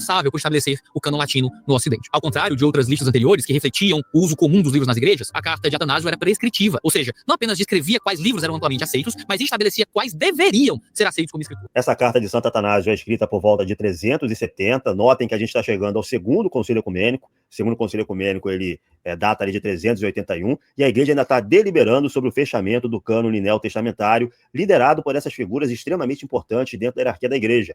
Santo Atanásio Grande, um padre extremamente influente, um santo de extrema envergadura na igreja dessa época e de qualquer época. Santo Atanásio era um bispo e ele era patriarca de Alexandria. Hoje nós chamaríamos ele de Papa de Alexandria. Apesar da importância da lista de Atanásio, algumas variações regionais ainda persistiam. Como observam Carson, Moore e Morris, a Igreja Oriental, representada pela Peshitta siríaca, excluiu 2 Pedro, 2 e 3 João, Judas e Apocalipse. Uma tradição que ainda influencia algumas comunidades cristãs sírias. No entanto, muitos pais da Igreja Oriental reconheceram exatamente os 27 livros do cânon atual, demonstrando um progresso significativo rumo a um consenso definitivo. Lembrando que a Peshitta ela vai circular com apenas 22 livros até o início do século VII. Então veja que esse processo de formação do cânon é muito mais complexo, muito mais gradual, muito mais lento do que algumas narrativas simplistas gostariam de passar. E a gente percebe muitas narrativas simplistas entre os evangélicos, inclusive também entre protestantes reformados, tá? Como se esse processo tivesse sido espontâneo, simples, uniforme, não tivesse sido liderado por ninguém, se tivesse se dado em qualquer comunidade cristã, e não dentro da Igreja Católica. Essa igreja do século IV, que está liderando, está realizando esse processo de formação ou de reconhecimento do cânon, como diz o pastor Iago Martins, é a mesma igreja que está falando sobre a Assunção de Maria, é a mesma igreja que está falando sobre a virgindade perpétua de Maria, é a mesma igreja que batiza crianças, é essa igreja que tem monarquia episcopal, é essa igreja que o pastor Iago Martins diz que é falível. Então como é que pode essa igreja falível, né, estar reconhecendo infalivelmente um cânone que é ele próprio infalível? Quanto isso, Aí complica, né? Ou seja, uma igreja falível, uma igreja que tem problemas, porque é o seguinte, os protestantes, na maioria, não vou dizer todos, né, eles gostam de pegar, selecionar algumas partes da patrística que os convém muitas vezes, né? Porque Irineu citou esses textos. Porque isso, porque citou. Pois é. Mas você vê nesses mesmos autores, inclusive os protestantes gostam muito de utilizar Agostinho, porque Agostinho é o verdadeiro precursor da doutrina da predestinação e não sei o quê. Mas ninguém quer comprar o pacote inteiro, né? Agostinho orava pelos mortos, né? Reconhecia como livros canônicos os deuterocanônicos, os livros deuterocanônicos, aqueles 7 livros, para quem não conhece, né? Aqueles 7 livros, claro que o meu público, na maioria aqui, a maioria deles já conhece isso, mas os 7 livros aí que são os deuterocanônicos, né? Ele também reconhecia como parte do cânon das escrituras. Então, tudo isso aí está bastante consolidado em Agostinho, por exemplo, e por que não, nos primeiros concílios da igreja também, né? Mas não, isso aí parece que eles fazem vista grossa para essas coisas. no outro extremo, a Igreja Etíope adotou um cânon expandido, incluindo outros 8 livros adicionais, a maioria deles relacionados à organização eclesiástica. Essa diversidade demonstra que, embora a lista de Atanásio tenha sido altamente influente, o processo de estabilização do cânon ainda levou algum tempo para se tornar completamente uniforme em todas as comunidades cristãs espalhadas por todo o mundo. As informações passavam e se espalhavam mais lentamente naquele tempo. Mas é então que a gente começa a entrar na era dos concílios. Foi a partir do século IV que esse debate continuou avançando, refletindo o crescente consenso dentro da igreja, e um dos marcos desse período foi o Concílio de Laodiceia, realizado por volta de 363 d.C., cujo cujos cânones regulavam a disciplina e a doutrina cristã. O 60º cânone desse concílio representa uma lista dos livros reconhecidos como escritura, incluindo todos os 27 livros do Novo Testamento, com exceção do Apocalipse de João. No entanto, há indícios de que essa listagem pode ter sido um acréscimo posterior, ainda que provavelmente dentro do próprio século IV. Apesar dessa incerteza, o cânon de Laodiceia reflete a consolidação gradual da aceitação dos livros que compõem o Novo Testamento e evidencia que a maior parte das escrituras cristãs já era amplamente reconhecida na prática das igrejas. Foi pouco depois que a gente teve os cânones de Cartago e de Hipona. Poucas décadas depois, em 397 d.C., o terceiro concílio de Cartago, com a presença de Agostinho de Hipona, ratificou a lista dos 27 livros do Novo Testamento, tal qual conhecemos hoje. A partir desse momento, o Ocidente praticamente não se afastou mais dessa lista formal do cânon, encerrando o debate sobre quais livros deveriam ser considerados escritura sagrada. O concílio de Hipona, realizado em 419, reafirmou o terceiro concílio de Cartago, estabelecendo novamente a lista completa dos 27 livros do Novo Testamento. Essa repetição da decisão demonstra que o consenso sobre o cânon já estava bem solidificado no Ocidente, eliminando qualquer dúvida quanto à sua composição. Embora os concílios não tenham criado o cânon, eles desempenharam um papel fundamental ao ratificar o reconhecimento dos livros que já eram amplamente utilizados nas igrejas e considerados inspirados desde os tempos apostólicos. A decisão do concílio de Hipona seguiu o modelo da carta festiva de Atanásio, que havia sido a primeira a listar todos os 27 livros do Novo Testamento, exatamente como os conhecemos hoje. Após Hipona e Cartago, não houve praticamente mais debate significativo no Ocidente sobre a composição do Novo Testamento, e essa lista permaneceu inalterada. Bom, passaram a existir debates na era das reformas, né? A partir do final do século XIV, do século XV, na era das reformas, que vai culminar com a reforma protestante, passaram a existir debates sobre a canonicidade de certos livros. O próprio Lutero era contra a presença da Epístola de São Tiago, que ele considerava uma epístola de palha. Então, esses debates voltam a ocorrer no Ocidente nesse período. Algumas comunidades ainda apresentavam variações menores, como a exclusão de Apocalipse de João em certas tradições. No entanto, ao longo dos séculos seguintes, essa diferença foi sendo gradualmente resolvida. O estabelecimento formal do cânon pelos concílios africanos foi crucial, porque garantiu unidade e estabilidade à Igreja Ocidental, servindo de referência para decisões posteriores, como as definições conciliares da Idade Média e da Reforma Protestante. E vocês deveriam seguir esses concílios, né? Você falar porque esses concílios ratificaram os 27 livros do Novo Testamento, é verdade, né? Isso aí é verdade. Porém, usar esse argumento, desconsiderando o fato também de que esses mesmos concílios reconheciam os deuterocanônicos, né? Aí é complicado, né? Eu sei o argumento que eles usam contra isso, já eu vou explorar aqui, tá certo? Agora, esse processo de formação do cânon do Novo Testamento é muitas vezes apresentado de maneira equivocada, como se houvesse um período caótico na igreja primitiva, sem qualquer critério, sem qualquer definição bíblica, até que a igreja católica, apostólica, romana viesse intervindo para estabelecer uma lista definitiva de livros sagrados. Essa narrativa sugere que cada comunidade simplesmente escolhia de forma arbitrária os livros que preferia, até que um concílio centralizado veio para impor uma decisão final sobre a questão. No entanto, os registros históricos indicam que a formação do cânon foi um processo muito mais gradual, descentralizado e baseado no reconhecimento natural dos escritos apostólicos pelas comunidades cristãs ao longo do tempo.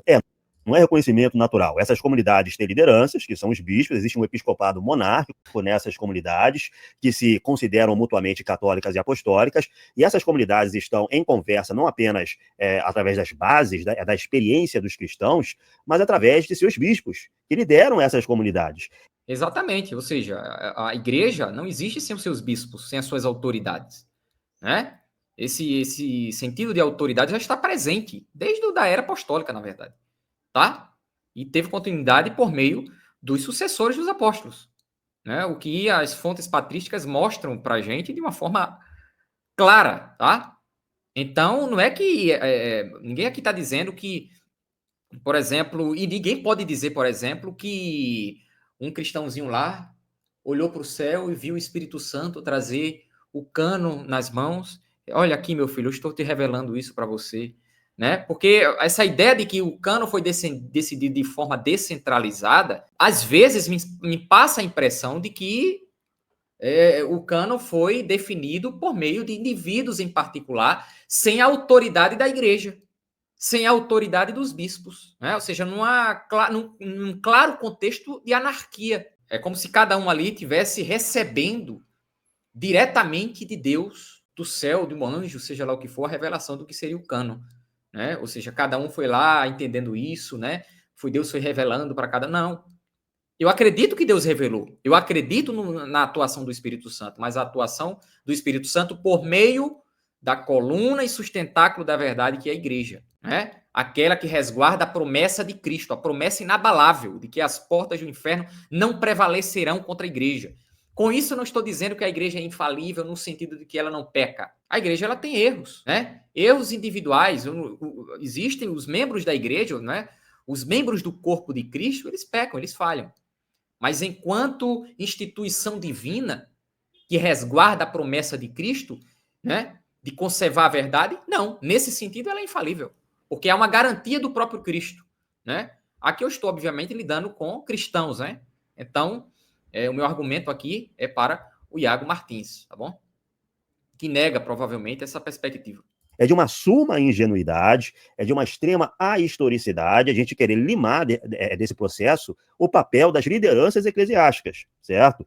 Esse processo que o pastor Iago Martins apresenta aqui como um testemunho informal que vai gradualmente chegando a um consenso natural e espontâneo ao longo do tempo, na verdade é um processo de deliberação que passa por esses bispos, certo? A gente não precisa de um concílio apenas para falar que houve uma estrutura eclesiástica definindo a formação do cânon. O cânon é definido consensualmente através de uma estrutura eclesiástica que nós sabemos que existe, pelo menos, desde o início do século II. De fato, E outra, né? A própria realidade dos concílios indicam que isso era definido por meio da liderança da igreja, não é? E que isso não estava tão claro assim, né? Antes de qualquer coisa. Se o cânon já estivesse definido na mente dos cristãos nos primeiros séculos de uma forma ampla e clara e definitiva, por que foi preciso fazer 3 concílios ou até mais no começo da igreja, nos primeiros anos dos primeiros séculos da igreja, não é? Aí faz o de Hipona, faz o de Cartago e antes desses 2 o de Roma. Por quê? Por quê? Por qual a necessidade disso? Se isso já estava claro, né? Se isso já estava estabelecido. Não faz sentido isso aí. houve debates intensos sobre certos livros, e as listas canônicas apresentavam algumas variações iniciais. No entanto, essas variações eram relativamente pequenas. Como nós vimos aqui, a grande maioria dos livros do Novo Testamento já era amplamente aceita desde o primeiro século. Não era pequena. As listas não eram aceitas desde o primeiro século. A gente viu pela própria narrativa do pastor Iago que o Ele está entrando em completa contradição aqui, o professor André vai mostrar isso. debate sobre o cânon só começa na segunda metade do segundo século, certo? E existia uma variedade de literatura disponível que vai sendo, vamos dizer assim, essa variedade vai sendo diminuída ao longo de décadas e de séculos até a gente chegar a um núcleo ali ao longo do século IV. Ou seja, é um processo muito lento, muito gradual e liderado por uma igreja que se reunia através de bispos. E é uma igreja católica não no sentido de qualquer igreja estar realizando esse processo. É uma igreja católica, demilitada por critérios de apostolicidade, que está aplicando também critérios de definição do seu próprio cânone ao longo de um período relativamente longo e que vai culminar em concílios ou com decisões de bispos e patriarcas muito importantes dentro dessa igreja católica.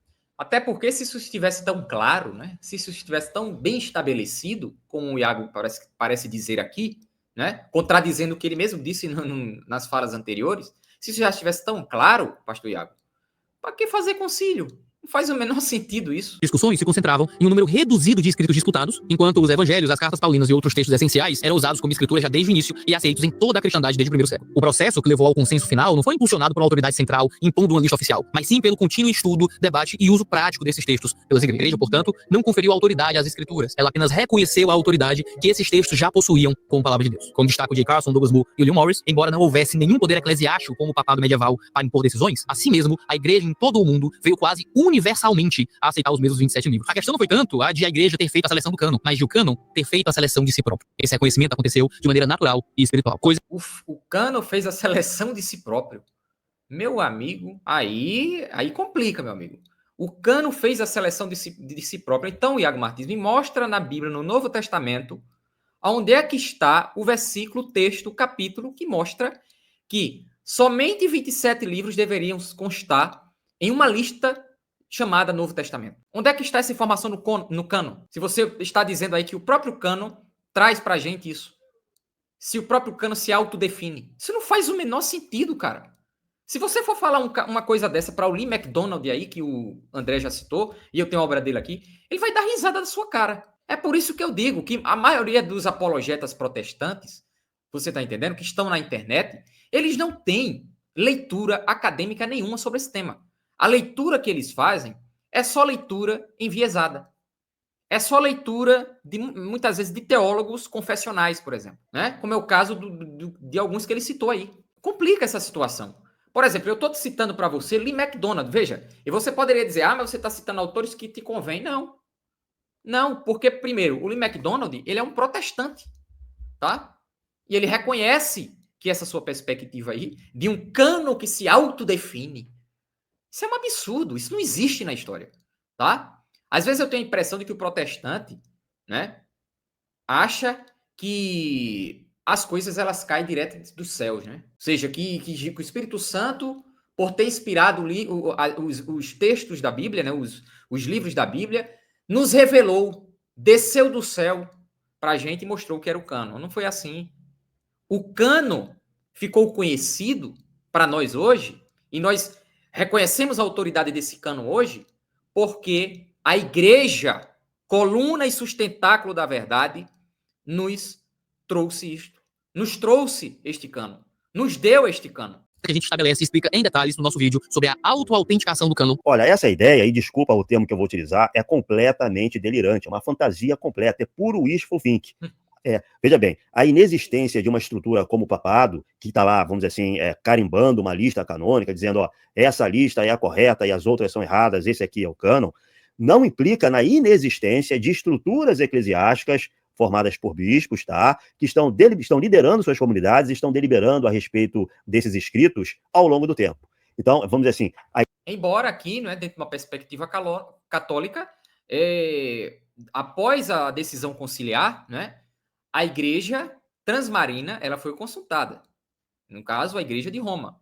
Ela que deu ali, não é, eu não vou dizer a palavra final, mas ela foi uma importante agente na decisão para ratificar esse cânon. Isso é inegável. Certo? E se você for fazer uma leitura dos pais da igreja, você vai ver que a igreja de Roma ela detinha determinada primazia, né?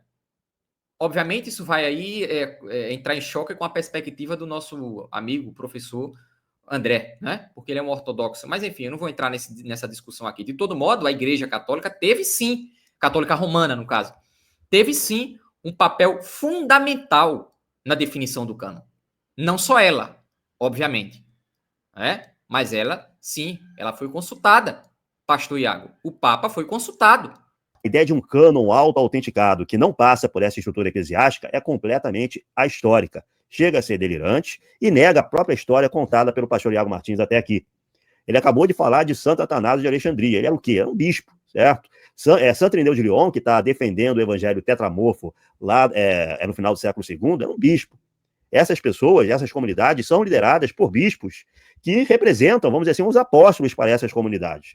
Isso não pode ser varrido para debaixo do tapete em nome de um wishful thinking sobre um cânon que autentica a si mesmo. A igreja apenas reconheceu o cânon espiritualmente. Mas de onde vem esse espírito infalível que dá capacidade para essa igreja católica, apostólica, liderada pelos bispos e que se reúne eventualmente em concílios, decidir e reconhecer esse cânon? Essa é a grande questão. Essa igreja só pode reconhecer esse cânon se ela for infalível.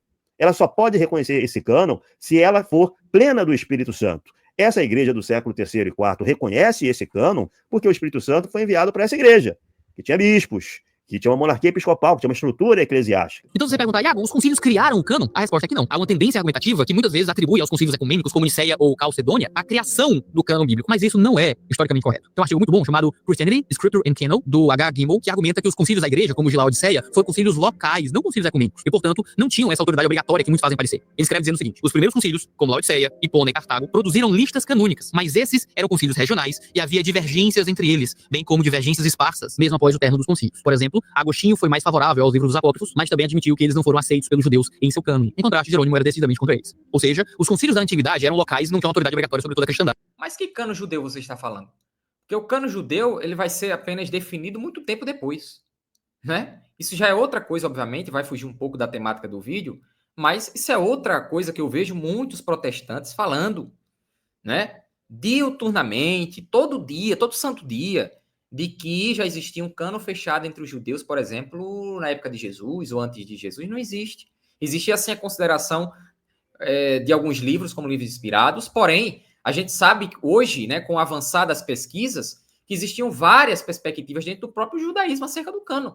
Por exemplo, os judeus da diáspora recepcionavam os deuterocanônicos. Por exemplo, os essênios, na sua lista, aparecem vários textos que destoam, obviamente, da Bíblia hebraica hoje. Então, existia hoje o consenso praticamente na academia, o consenso acadêmico hoje, né, é que existia uma vastidão de perspectivas entre os judeus no que diz respeito ao cânon judaico. O próprio Melitão, né, de Sardes, quando ele vai buscar conhecer o cânon dos judeus, né, ele vai para a Palestina. Né? Ora, se esse cânon entre os judeus já estivesse bastante definido, né, bem arranjadinho, bem organizadinho, e todo judeu em todos os lugares reconhecessem isso, por que ele não consultou algum judeu próximo a ele? Teve que viajar não sei quantos quilômetros para saber sobre isso. Né? Não faz o menor sentido isso.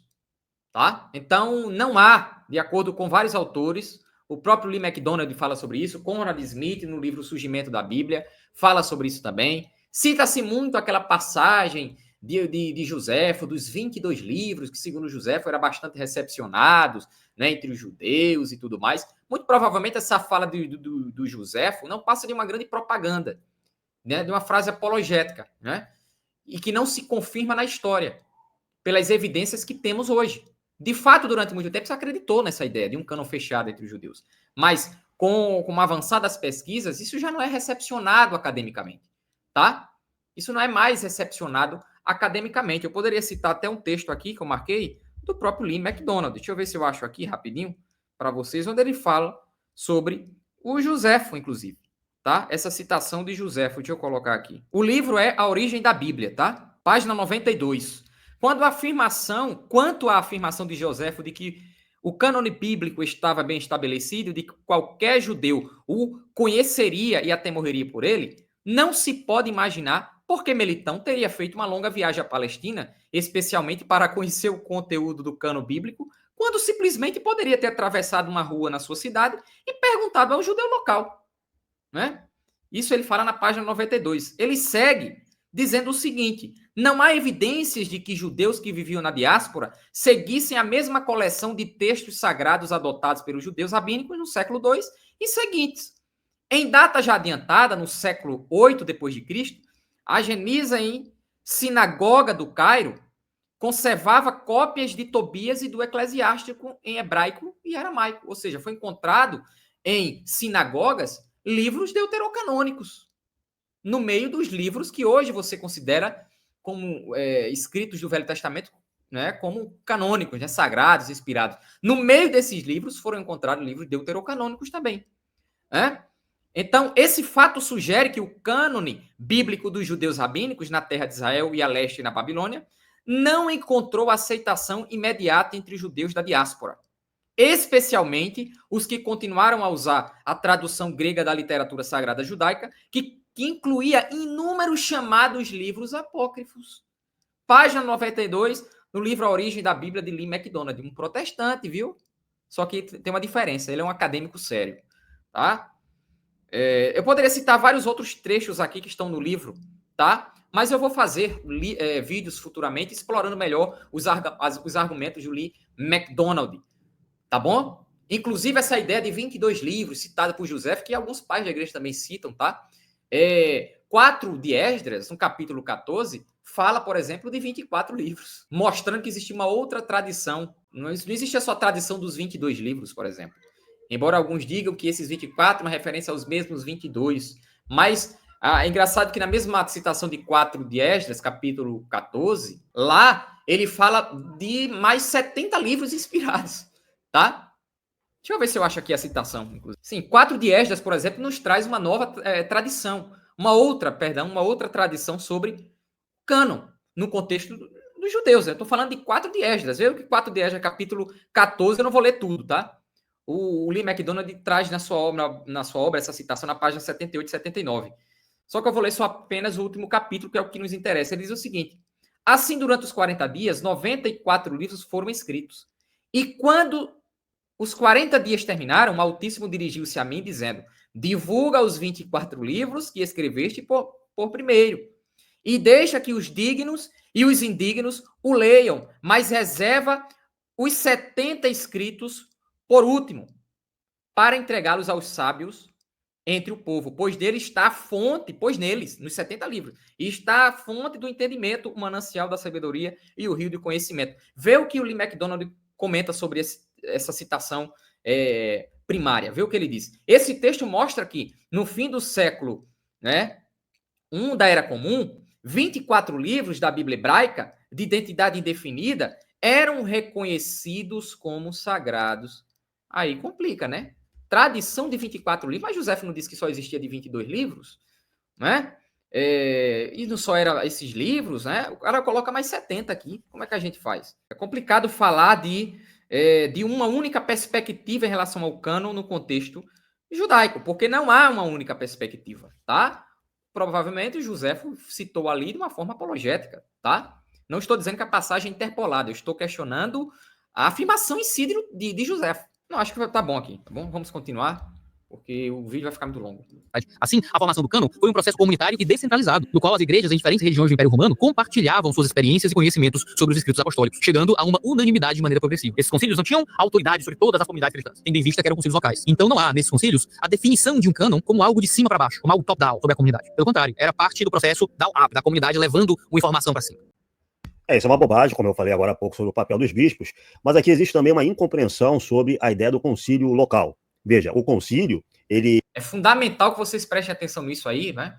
Porque geralmente os protestantes, eles usam, né? Os nossos amigos e irmãos protestantes, eles usam o seguinte, eles dizem o seguinte, olha, mas você não pode citar esses concílios de Cartago e Hipona como normativos, porque eles eram concílios locais, né? Eles eram concílios locais. Por quê? Porque geralmente os católicos usam esses concílios para provar que já existia, sim, consideração pelos livros deuterocanônicos, por exemplo, como livros canônicos inspirados também, tá? E aí, os protestantes, para rebater isso, eles dizem, eles apelam para a ideia de que o concílio é local. Como se isso resolvesse alguma coisa, né?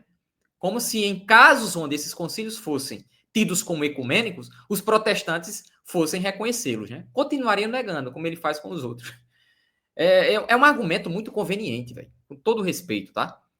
Porque não é um concílio ecumênico. Mas se fosse, vocês continuariam negando, como fazem com os outros concílios, né? Ele estabelece decisões obrigatórias para todas as igrejas que participam daquele concílio.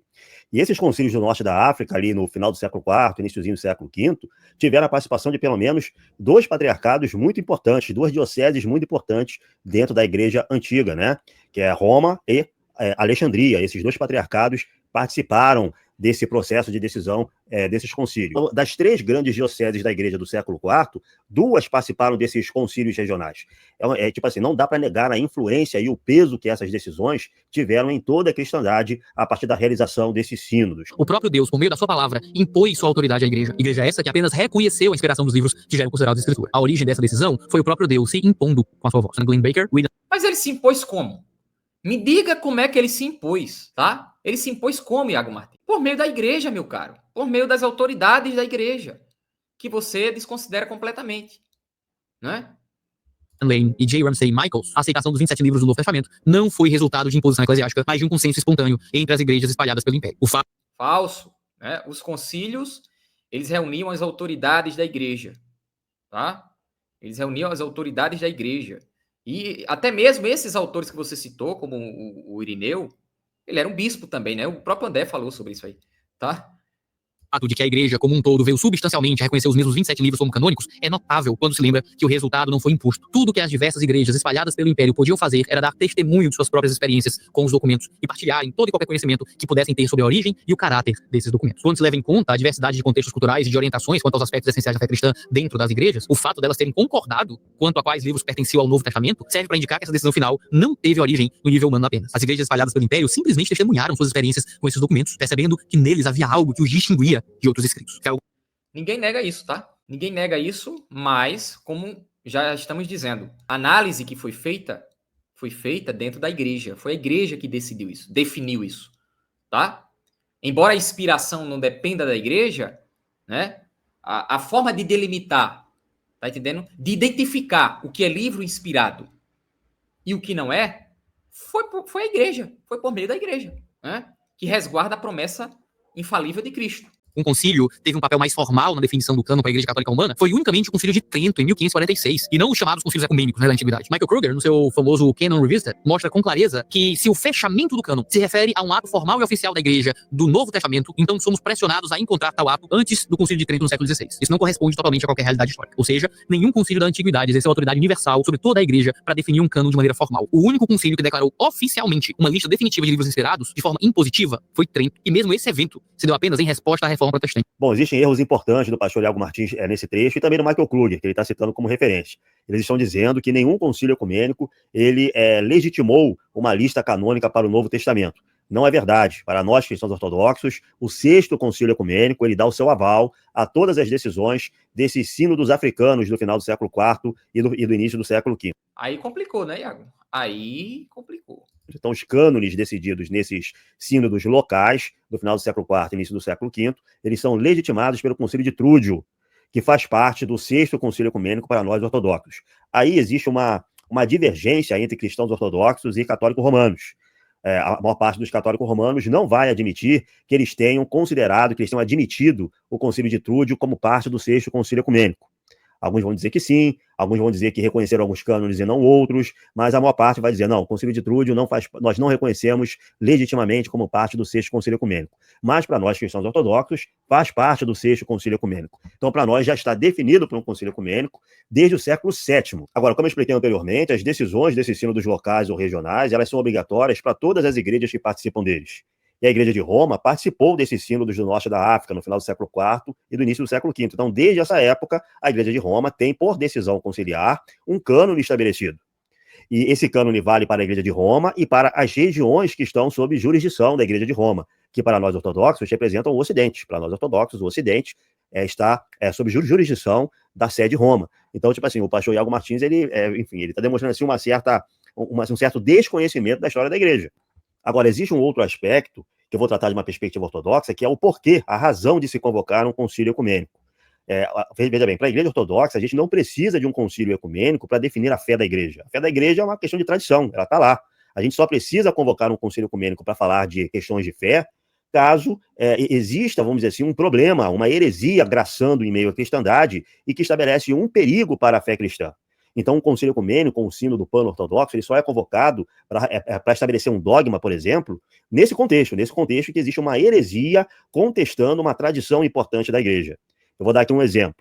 É fé ortodoxa que a Santíssima Virgem Maria, ela adormeceu em Cristo, ela morreu, foi ressuscitada por Cristo e foi assunta de corpo e alma aos céus. Isso é fé da igreja.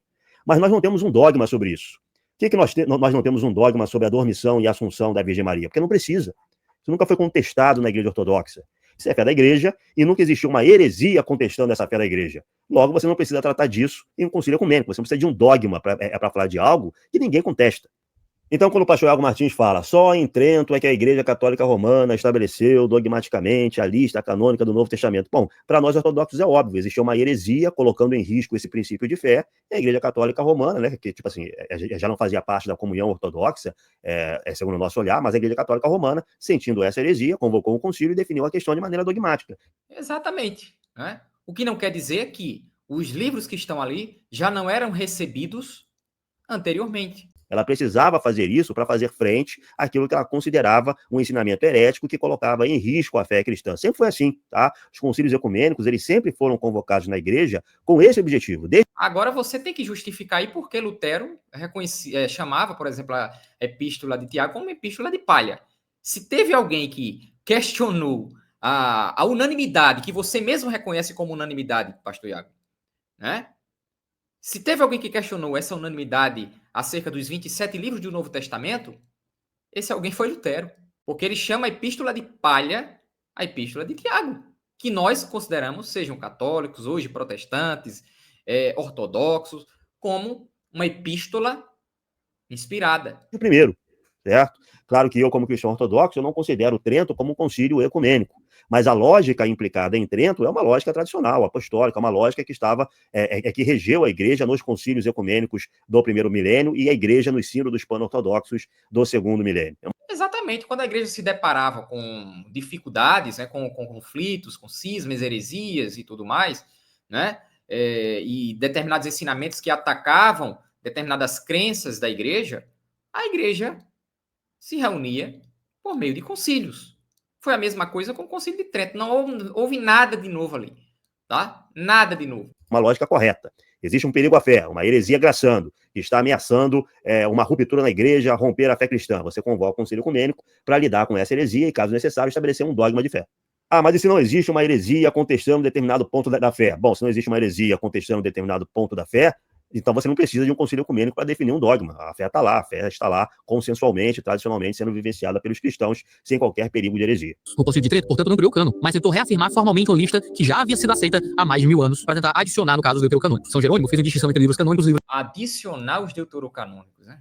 Adicionar os deuterocanônicos. Então, os concílios de Cartago, de Hipona, de Roma, todos esses concílios também adicionaram passa a impressão de que, na visão dele, os deuterocanônicos foram postos, né, lá no Concílio de Trento pela primeira vez na história da igreja. Antes disso, ninguém sabia o que era deuterocanônico. Né? Os primeiros concílios da igreja trazem e reconhecem esses livros como inspirados, como canônicos. Né? Orígenes reconhecia alguns desses livros como inspirados. Eu citei aqui Macabeus, certo? Agostinho reconhecia os 7. Outros pais reconheciam outros. Né? Então, no que pese as distinções que haviam entre os pais da igreja, eu admito isso, e eu poderia citar o próprio Jerônimo, né, aqui, vários testemunhos, vários documentos que temos, né, nos primeiros séculos da história da igreja, nos mostram que havia, sim, uma consideração pelos livros deuterocanônicos. Lee MacDonald também fala isso no seu livro A Origem da Bíblia, tá bom? Eclesiásticos. Esses últimos ele julgou circular pela igreja como uma boa leitura espiritual, mas não foi reconhecido como escritura autorizada. A situação permaneceu obscura nos séculos seguintes. Por exemplo, João de Damasco, Gregório o Grande, Walafrid, Nicolau de Lira e Tostado continuaram a duvidar da canonicidade dos livros deuterocanônicos. De acordo com a doutrina católica, o critério mais próximo do cânone bíblico é a decisão infalível da igreja. Esta decisão não foi dada até bastante tarde na história da igreja, no Concílio de Trento. Mais uma vez, sobre o Antigo Testamento, a Igreja Romana ela já tinha decidida em concílio, desde o final do século IV, uma lista canônica para o Antigo Testamento. Não é o fato desse sínodo não ser um concílio ecumênico que não é obrigatório para as igrejas que participam dele. Portanto, Roma, realmente, a Igreja Romana já tinha uma lista canônica do Antigo Testamento definida em concílio, e essa lista valia para Roma e para toda... E outra coisa, o Concílio de Florença, antes do Concílio de Trento, que foi um concílio ecumênico, já havia falado também sobre essa questão do cânon. E traz também os deuterocanônicos, tá? Reconhece e ratifica aquilo que já havia sido definido nos chamados concílios locais, tá certo? Concílio de Cartago, Hipona, né? E assim por diante. As regiões submetidas à jurisdição romana. Essa lista estabelecida por esses concílios é referendada pela Igreja Ortodoxa, tá? No 6º Concílio Ecumênico. O 6º Concílio Ecumênico, no século VII, referenda essa lista. Ou seja, o cânon foi fechado pela igreja de modo descentralizado e espiritual, por meio de um consenso que se estabeleceu naturalmente pelo guiado próprio Deus em seu povo, iniciando no século I, se formalizando no século IV na igreja ocidental, um pouco mais tarde na igreja oriental, sem nenhum concílio estabelecendo isso autoritativamente. Vê só, Roma não teve qualquer ação centralizadora no estabelecimento do cânon. Ele foi recebido de forma livre, com a igreja chegando às conclusões de forma descentralizada em cada comunidade, em cada ambiente. Por isso que é a linda frase do Karl Barth na célebre obra Church Dogmatics. A Bíblia se constitui em cânon, o cânon existe porque se impôs à igreja como tal. Por isso, a ideia de que a igreja católica nos deu o cânon do Novo Testamento é uma clara mentira. Não, isso é verdade. É uma implicação necessária da própria história, do próprio raciocínio, da própria linha de raciocínio estabelecida pelo pastor Iago Martins durante todo esse vídeo. A Igreja Católica, que era uma igreja apostólica, que se delimitava a partir da sucessão de bispos que teria sido ordenada originalmente pelos apóstolos, tá? Então, essas igrejas que tinham esses bispos, esse episcopado monárquico, eles vão começar a deliberar sobre o cânon a partir da segunda metade do século II. Eu não sei qual é a perspectiva, desculpa aí até interromper a fala do professor André aí, o pessoal está assistindo, né? Eu queria saber qual é a perspectiva do Iago, porque ele diz, a Igreja Católica não nos deu, né? A Igreja Romana, no caso, né? Ele sempre existe isso, né? A Igreja Romana não nos deu cânon, não sei o quê. Mas espera aí, a Igreja de Roma não fazia parte da Igreja Católica nos primeiros séculos? Né? Não fazia parte não, Iago. A Igreja Católica só surgiu quando? Depois de Constantino. Só falta você me dizer isso agora. Porque tem uns aloprados aqui no YouTube que falam essas bobagens, né? Nem os apologetas protestantes falam essa bobagem aqui. Né? Falar que a Igreja Católica também nos deu o cânon não é necessariamente errado, não é errado, porque a Igreja Católica Romana pertence, né, à Igreja Católica dos primeiros séculos. Né? Eu não entendi isso aqui, na verdade.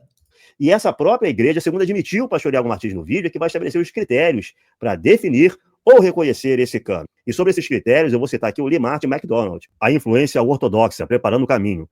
Não existem provas de que os movimentos heréticos do século II tenham forçado a igreja a estabelecer os limites de suas escrituras. No entanto, é correto dizer que as conversas com os próprios hereges a respeito de suas crenças seguramente levaram a igreja a rejeitar as obras heréticas e a refletir sobre a literatura e os ensinamentos sagrados ou religiosos que melhor refletiam sua identidade e sua proclamação. Ao surgirem concepções teológicas em torno de Jesus divergentes das já solidamente estabelecidas, instrutores proto-ortodoxos as rejeitavam e ofereciam argumentos convincentes contra elas, os quais eram amplamente aceitos pela maioria das igrejas. O resultado foi que os escritos de muitos hereges e de suas comunidades acabaram sendo recusados e abandonados, porque uma igreja continuaria a copiar e preservar obras que, segundo ela, não refletiam mais suas crenças fundamentais. É improvável que decisões sobre a composição da Bíblia fossem tomadas sem que a maioria dos cristãos finalmente concordasse a respeito da identidade de Jesus. Foram necessários aproximadamente 3 séculos para que a igreja chegasse a esse consenso. Jesus era Deus, homem, anjo, espírito, homem, Deus. Os mentores da igreja debateram essas questões extensamente durante o século IV e também depois, nas controvérsias com os arianos. Alcançada uma unanimidade maior sobre esse tema, foi possível identificar os textos sagrados que refletiam essa perspectiva, pois o processo de formação do cânon encontrava em suas etapas finais. Isso não quer dizer que as igrejas no século II não fizessem ideia do que acreditavam a respeito de Jesus, mas que apenas que muitas outras vozes se faziam ouvir nelas nos séculos II e III, refletindo inúmeras perspectivas diferentes. No início do século III, temos evidência da influência dessa regra de fé em algumas igrejas. Por exemplo, quando os cristãos de Rosos, ilha da Síria, pediram permissão ao seu bispo, Serapião de Antioquia, para ler o Evangelho de Pedro em sua igreja, inicialmente ele autorizou. Mais tarde, no entanto, depois de ler esse escrito, Serapião percebeu que o texto negava a humanidade de Jesus. Ele imediatamente anulou sua decisão anterior e proibiu a leitura do livro. Sua decisão baseou-se em uma regra de fé, e não em uma coleção fixa de livros inserida em um cânone do Novo Testamento. Se Serapião tivesse fundamentado sua decisão em uma coleção limitada de evangelhos, conforme sustentara Irineu cerca de 30 anos antes, ele teria negado a autorização no instante mesmo que foi solicitada. Serapião percebeu que esse livro era pseudônimo e por isso não podia ser lido, mas só chegou a essa conclusão depois de ler o documento e constatar nele a presença de ideias docetistas e gnósticas. Como consequência, a sua preocupação com a verdade, o entendimento difundido da verdade de Jesus a respeito de Jesus, que era o principal destaque da igreja na segunda metade do século II, levou a rejeitar o documento. Esse foco, a ortodoxia, tornou-se uma das principais preocupações das igrejas no período compreendido entre a metade e o fim do século IV, quando os parâmetros das escrituras cristãs foram estabelecidos e o cânone passou a significar uma coleção bastante precisa de escritos sagrados. Então veja o que o Lee Martin MacDonald está dizendo.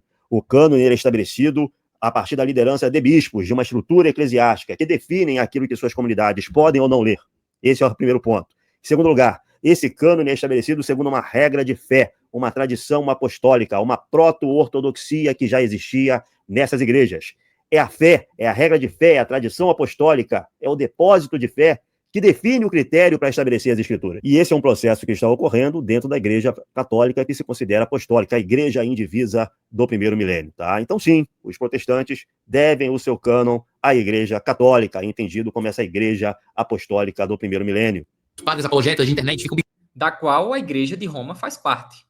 brigando com protestantes, dizendo, vocês usam a Bíblia que a Igreja Católica deu para vocês. Mas quem nos deu a Bíblia foi Deus, falando através da pena dos apóstolos. Deus fala nos documentos sagrados. O que a igreja fez foi ouvir a voz de Deus. E isso não foi feito através de uma instituição formal que se arroga a única representante da Igreja de Cristo, mas foi através dos cristãos comuns, nas vidas de suas comunidades, ouvindo a voz de Deus, recebendo esses textos, rejeitando o que era falso, recebendo o que era do próprio Senhor, então passando isso adiante. Esse é o testemunho da patrística, dos primeiros pais. Esse é o testemunho que temos do século II, III e IV. De forma descentralizada, os cristãos encontraram a voz do seu Deus. Não foi uma instituição que nos deu o Novo Testamento. A igreja recebeu o Novo Testamento. Ela só abraçou, só ouviu a voz, então glorificou a Deus e continuou seguindo as verdades que foram dadas pela voz do próprio Senhor. A Bíblia Causa a impressão aqui de que Deus falou, né, do céu, desceu, como eu já venho falando, né, desceu do céu, entregou o cânon para a igreja e falou, né, falou como, meu querido, como é que Deus falou, né, que Deus participou dessa questão, que o Espírito Santo participou dessa questão, ninguém nega.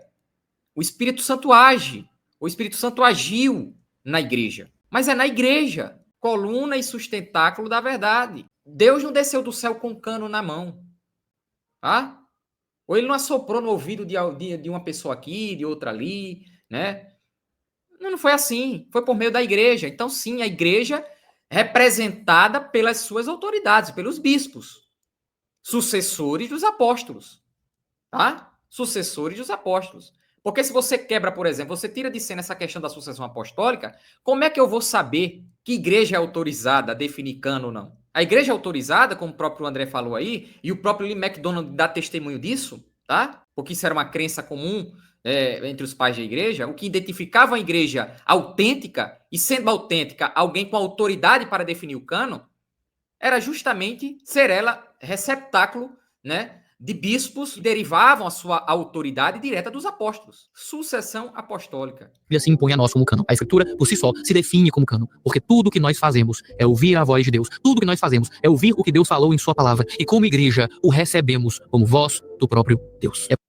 Quem ouviu a voz de Deus para estabelecer o cânon foi a Igreja Católica Apostólica Indivisa do primeiro milênio. Exatamente. liderada por seus bispos, liderada por seus santos, liderada por seu consenso patrístico e muitas vezes reunida também em sínodos e em concílios, tá? O resto é wishful thinking. O pastor Iago Martins ele vai ficar repetindo quase que hipnoticamente, quase que, vamos dizer assim, obsessivamente essa questão. Não, foi Deus que falou com a gente, Deus falou com a gente quem, meu amigo? Agora, veja, Deus falou comigo, Deus falou desse... É justamente isso que causa, né, toda essa celeuma que existe no movimento protestante. Todo mundo diz que Deus falou com ele, né?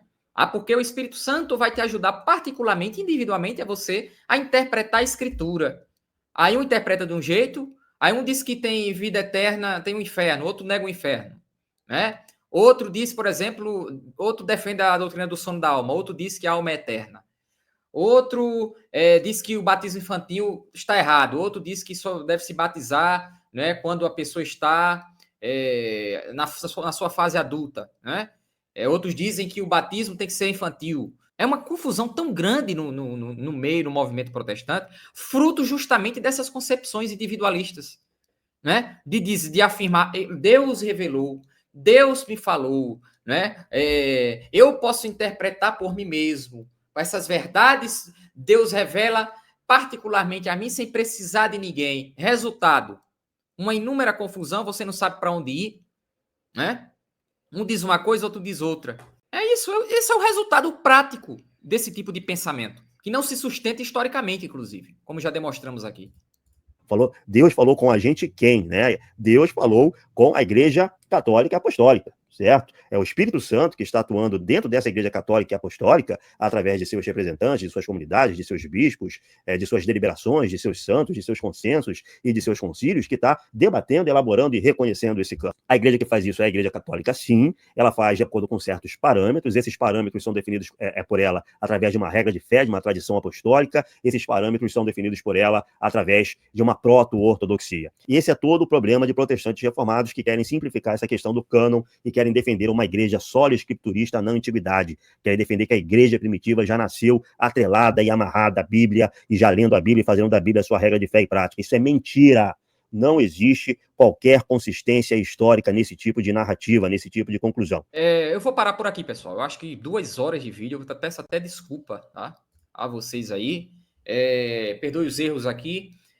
De todo modo, deu para entender bem que o argumento do Iago Martins, do ponto de vista histórico, é insustentável, tá? Insustentável.